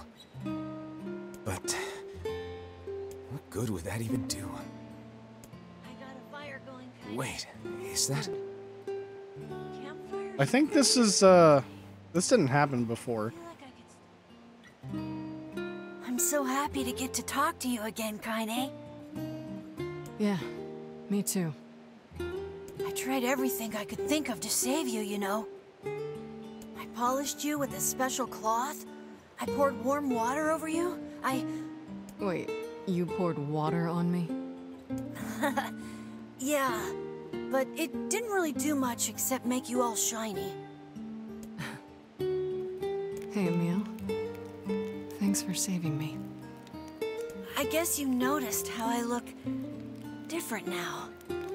I'm sorry, Emil. I'm sorry for all of it. Well, I mean, this new form isn't all bad, you know?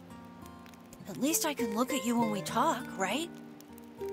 Hey, so why don't you tell me something about yourself? I'm not very interesting. Sorry. Come on. I just want to know you better. Please? Fine. This all happened when I was a kid.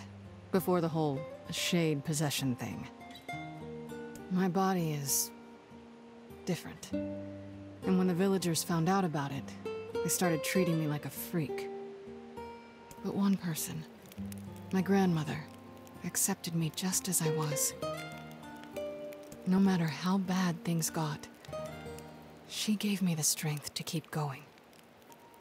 She's really special to you, huh? Yeah. Oh, hey! That gives me an idea. Since we cured your petrification, we should start looking for a way to cure your possession in my body.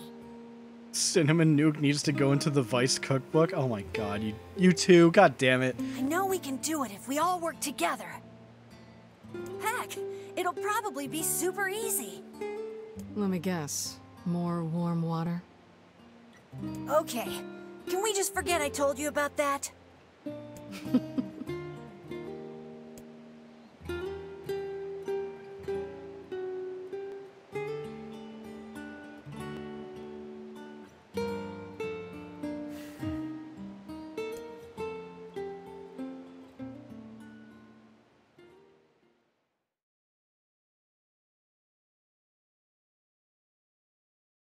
I'm sorry, reading that note saying NieR brought a chick home, and it's like, oh, it chirps like, oh, that chick.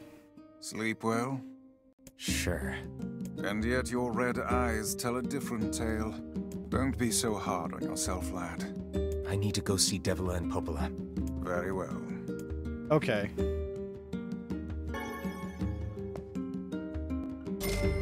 $900 gold. Are we back to some dumb bullshit?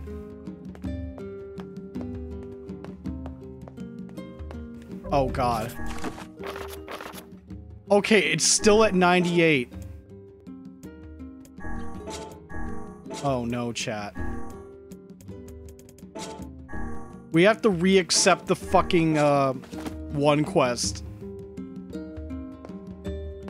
Oh. What might that be? It's Mom's diary. I've not heard you speak much about your mother. She got the Black Scrawl and died when I was little. My apologies for bringing it up. It's all right. I can barely remember her face anymore. This is the only thing I have left of her. Reading it helps remind me of when we were still a family. Popola's in other games, right? Well, not in Drakengard. No. I see. But the final entries get a little strange. In what way? Well, here. Take a look. Oh no. Oh no, what's saved? Say there. Can you not hear me?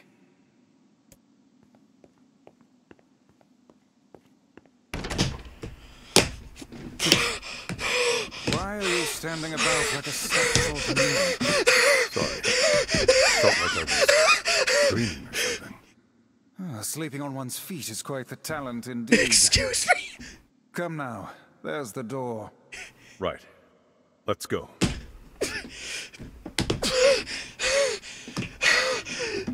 What?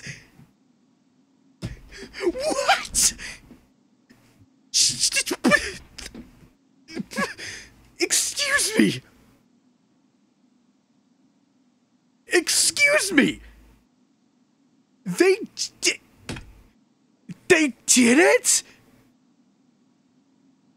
What?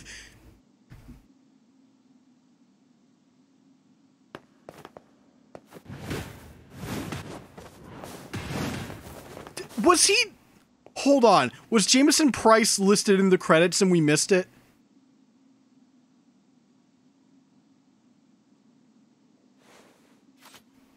We have to check those credits again. Or I'll check the credits again. If he was listed in there and we fucking glanced over it, goddamn. Like the two the two voice actors I pointed out stood out more than him. They remodeled Papa NieR. He looks less ugly. Oh my god.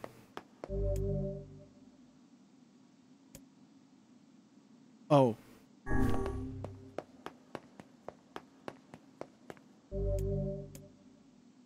Oh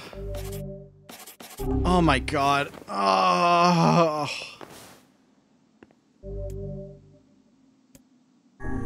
Can I go back to this place?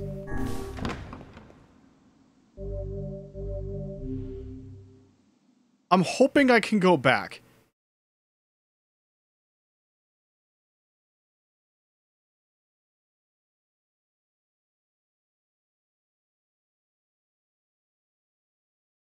Please don't let that be a one-time thing.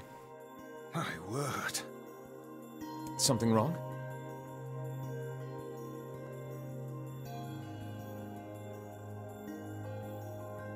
I feel as if I've just awoken from a most unpleasant dream.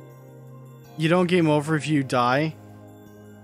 But I know the thing is, I don't have time for that happens this. to me whenever I read it. I have to stop the stream. I can't do that segment yet. Okay, I'm glad you told me I could go back before I can do that. Yeah, there's a tease for next time. Holy fucking shit.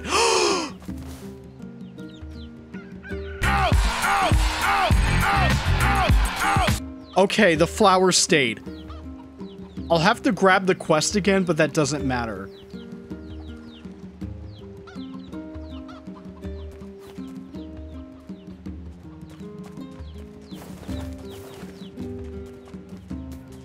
I legit did not see the fucking Papa NieR thing come. I cannot believe that. The fucking bastards. Okay, so it does overwrite that. Alright. So this is the this is like prior endgame save. This is start of game and then where we're at.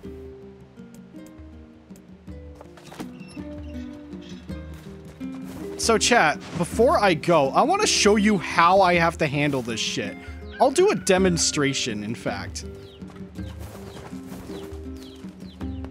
You want to know how I do this? Watch this. We're gonna go all the way. You play... Wait. Hold on. Wait. Yune, that segment's in the original?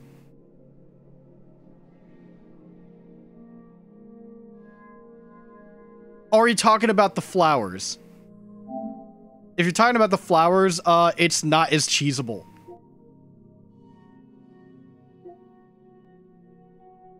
Gardening? Yeah, here's the thing. Date and time does not affect it. I can't move a day forward and have it work in this version. I have to do time zones. Which means if I get something successful, I actually have to, like, wait a day in real life before I can continue the next part. So it's still slower and it sucks fucking ass. So now watch this. We're gonna load our save. This one, since we just made one.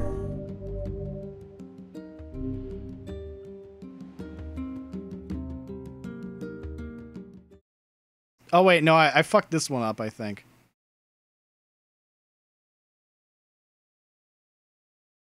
Wait. PC lets you abuse the clock? Ah. Man. So, oh, it didn't work yet. So basically, depending on how far it goes.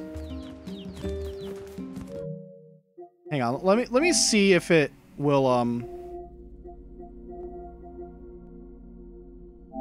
It usually takes a long time, and we have been playing for a bit, so we might be locked out of our time zone thing right now. So basically, we have to go far forward in time zones, and then far back in time zones.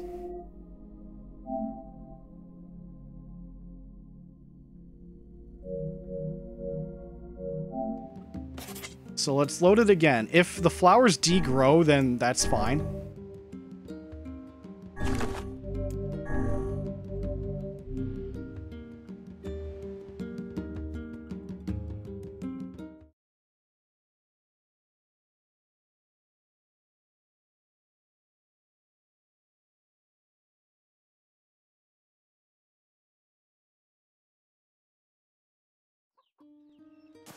Alright, did they not grow? Okay. Okay. Oh, wait a minute. Well, they're mid-growing. I think I could still make this work.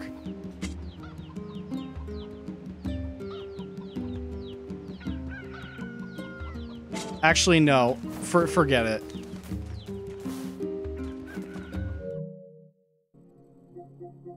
So that's basically how it is. Like, you plant the seeds in a certain order to make sure crossbreeding works. Then you save your game.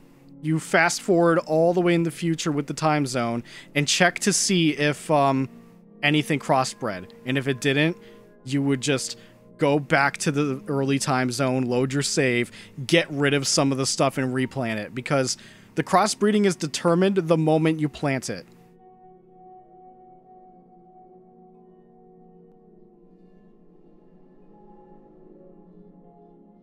Wait, there is a 15 Nightmares area in the original version?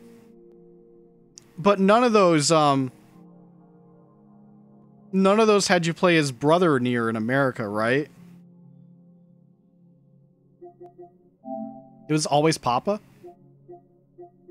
Because it was DLC. They had DLC?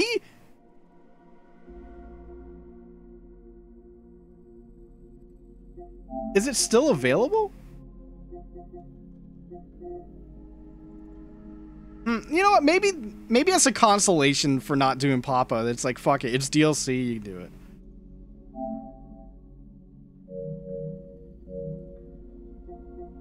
Oh well.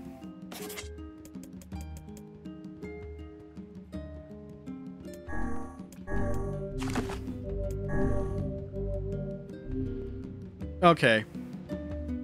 So I'll just say right now, this planting is a botch, because you have to use indigo, which is crossbred by itself. You can't buy those seeds, and red to make pink, and pink is for the side quest. But then I have to do a bunch of other colors for the trophy. So what I'm gonna do, I'm gonna keep these guys, but I'm gonna flower them. I'm gonna water them.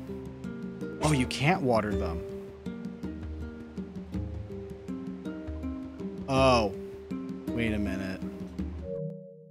I'm sorry, chat. This is tedious as fuck, I know it. I want to check if I watered them. I need to make sure I watered the indigo. That way when they die, I get more seeds, because... You know, You found 10 pink worse than, like... You gotta be kidding me. And it's just the seeds this bitch wants.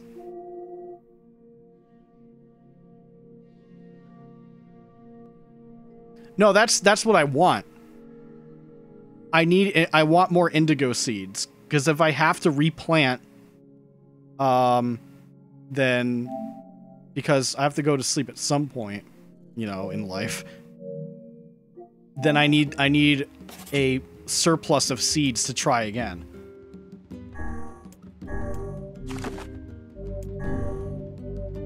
So if I'm able to water them during the mid-grow, I'll do that, save, and then set my time zone back. And then when I come back and look at it tomorrow, I'll do the cheating again. As a result, I don't think I'll stream tomorrow. Or if I do, it'll be not NieR. Okay, can I water these? Okay. I'm not watering the red because you can just buy those.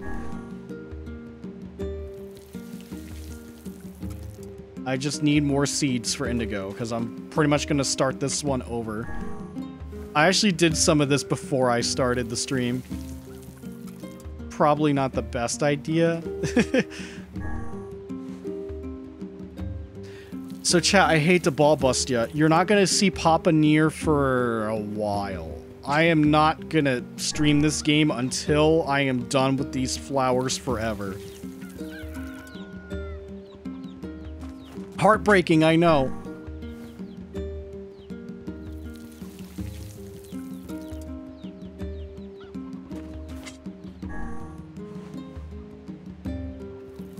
can't blue ball. I'm being blue balled. I was not expecting that.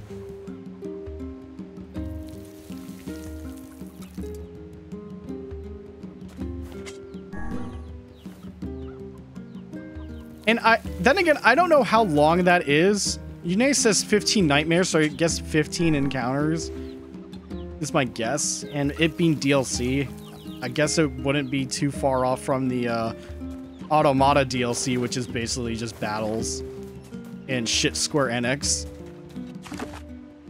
Okay, just gotta remember it is at the bottom.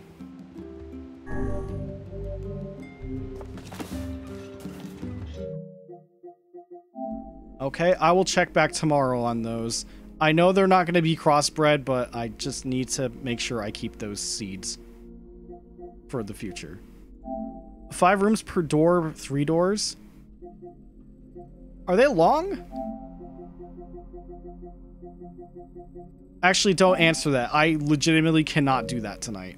I don't care if it's short. I have no time anymore right now. I'm like an hour over my fucking bedtime for my work shift tomorrow. Like, I'm gonna be groggy as fuck, dude. Berries. Where's berries? Okay. So, yeah. That's part 1 of NieR done. Officially. Ending A is clear. There's more than one ending, obviously, now that you may or may not have realized. But, yeah. I'll tell you right now, I'll come back to this game when flowers are burning in hell. I'm sorry. I don't want, like, unless I feel like I'm ready to come back. Then, yeah. But right now, let's take a break from this game. If I do stream tomorrow, it won't be NieR. It'll be something else, maybe. This whole week, despite being pretty open for me, is kind of a crapshoot in terms of what I feel like I'm going to stream, alright? So, yeah, that's it. I gotta get going. Thanks for watching this journey. I honestly thought this was going to be a bit shorter, but hopping into the next playthrough took a lot out of me because it was a lot of reading. Also, I think popping here knocked the fucking wind out of me. Yeah, holy shit. Okay. So, yeah, have a good night, guys. If you go outside, please remember to still wear your mask if, you know, if you're smart. Wash your hands. Get vaccinated if you're able to. And if you are in the process or have already been fully vaccinated, thank you very much. Ending A is done. I will see you in the future, whenever the fuck that'll be, based on RNGesus up there in the plantation area. And then we'll go through the next playthrough. Have a good night.